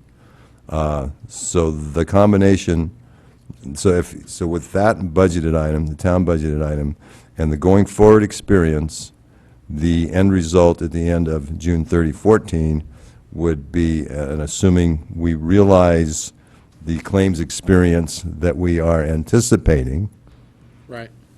Which is the we big would, if. we would realize a potential improvement in the internal service fund of $1,750,000, and take that 4.997 down to 3.258. Any questions, comments, concerns on these schedules? Anybody? Seeing none, I think we can move on. Before I go into the Human Resources Department, is there any questions or comments from the public on these items at this point? Anybody? Seeing none, we'll go to the Human Resources Department, and then we'll go out back. Good evening again, Mrs. Marilys. These, we do have our budget books tonight, and the Human Resources Department is on page 82 and 83. And I believe it was also included in the, with the agenda that was emailed last week for the meeting. So it's the same schedule as, I believe. So Good what do we- evening. You didn't disappoint me. You always ask me to be here sometime around this point in the evening. But I have to say thank you very much to whomever did the scheduling, because usually I spend most of my March evenings with you, and you managed to get most of the things in tonight. So thank you all very much. And in terms of the time, you have to admire our consistency. Yeah, you're quite unbelievable in your consistency. Go right ahead. My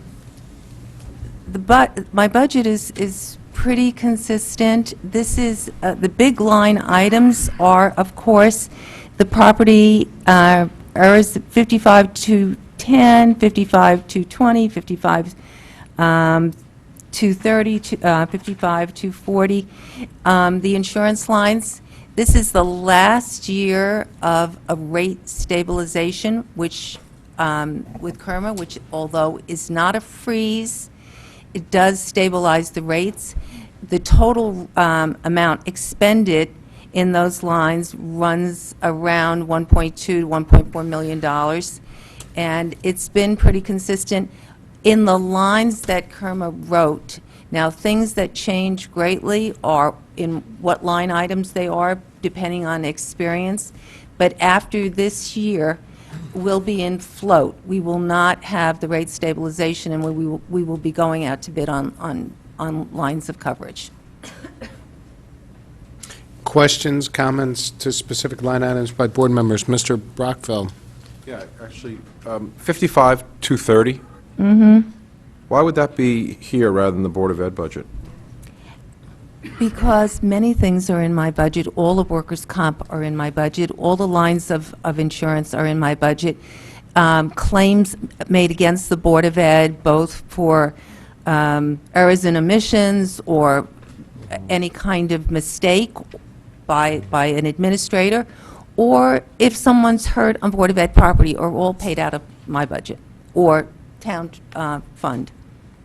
Mr. Chairman, can I ask a, oh, I'm sorry, go ahead. All the lines of insurance are in the Okay. town side. So, good answer. A related but unrelated question, if I may? Yes.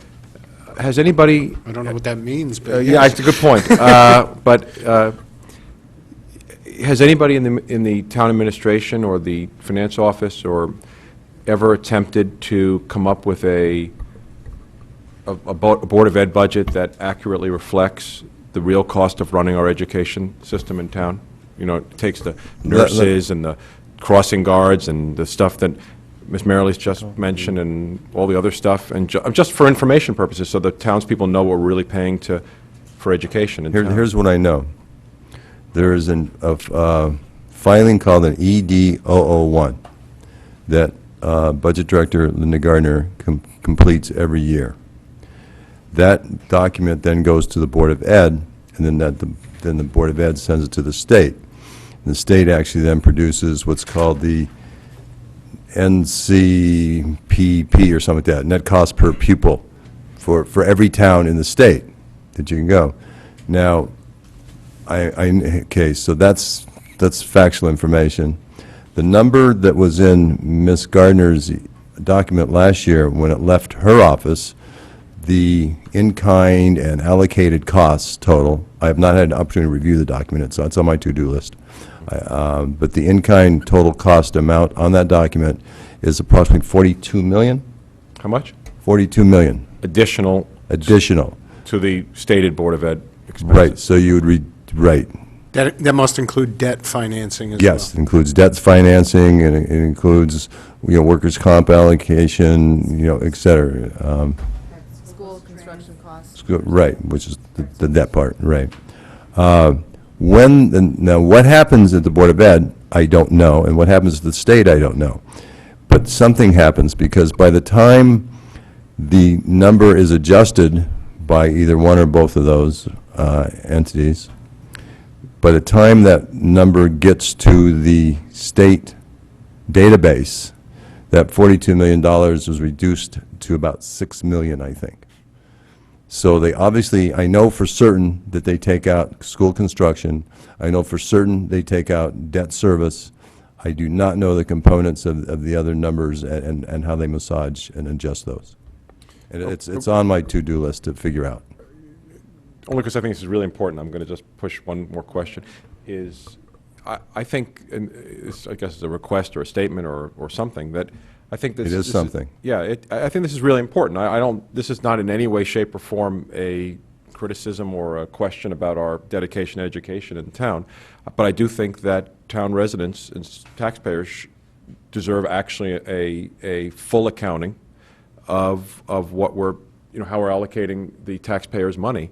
And, you described what's sent to the state and how they change it, and 42 million becomes 6 million. I haven't described how they change it. No, I'm saying that they do it, right. They do But change it. we're thinking people here. We're a relatively smart group of people among ourselves and you guys and the administration and the Board of Ed.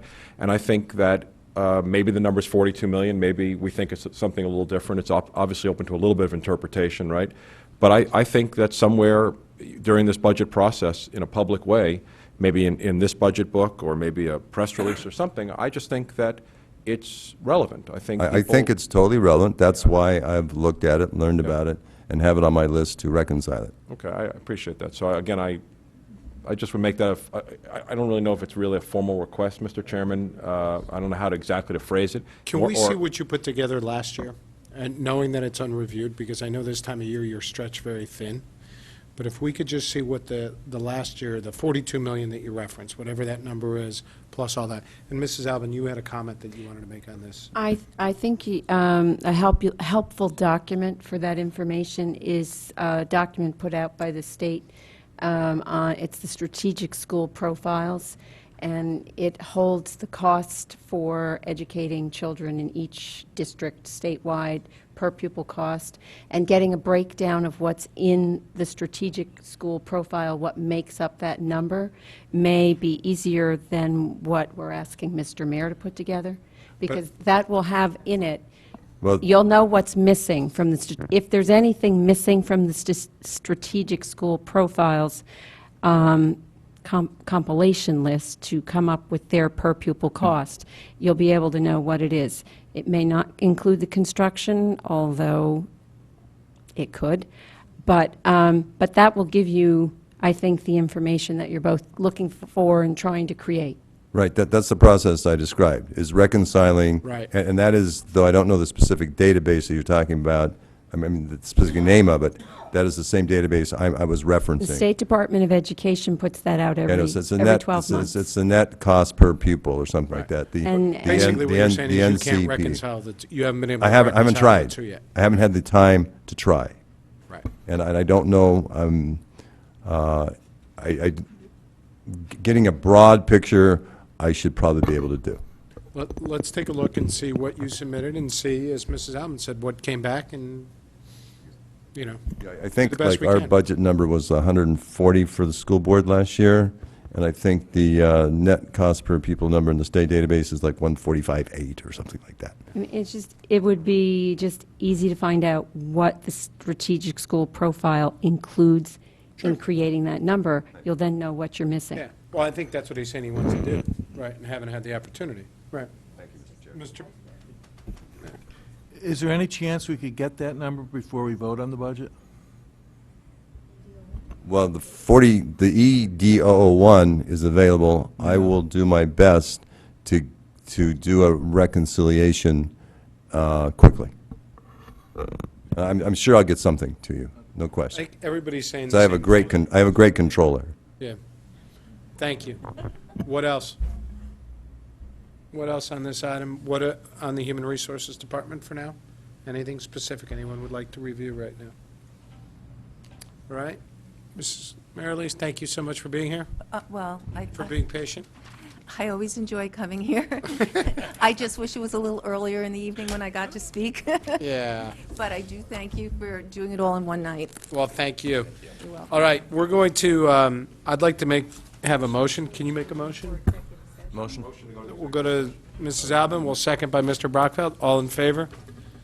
Those opposed? Mr. Chair, may we excuse the Budget Director and the clerk? Your call? Clerk, whatever. Your call. Caitlin, feel free. We're just going to, when we come back out, we're just going to adjourn, so. So if someone could just write down the time. Yeah, absolutely, we can do that. I can take care of that. Can I Thank just say you. one quick thing in appreciation to Caitlin? Yeah. Tonight's handout was a revelation simply because you labeled the numbers on each little packet that corresponded to the agenda. So it seems simple, but we really, really appreciate it. Thank you. I can't take full credit. I'll have to give credit to Ms. Gardner and Mr. Meyer as well. Thank you, Ms. Gardner. Thank you. Remember, a private executive session, we're not going to take any documents, nothing to bring in. If we have something, Mr.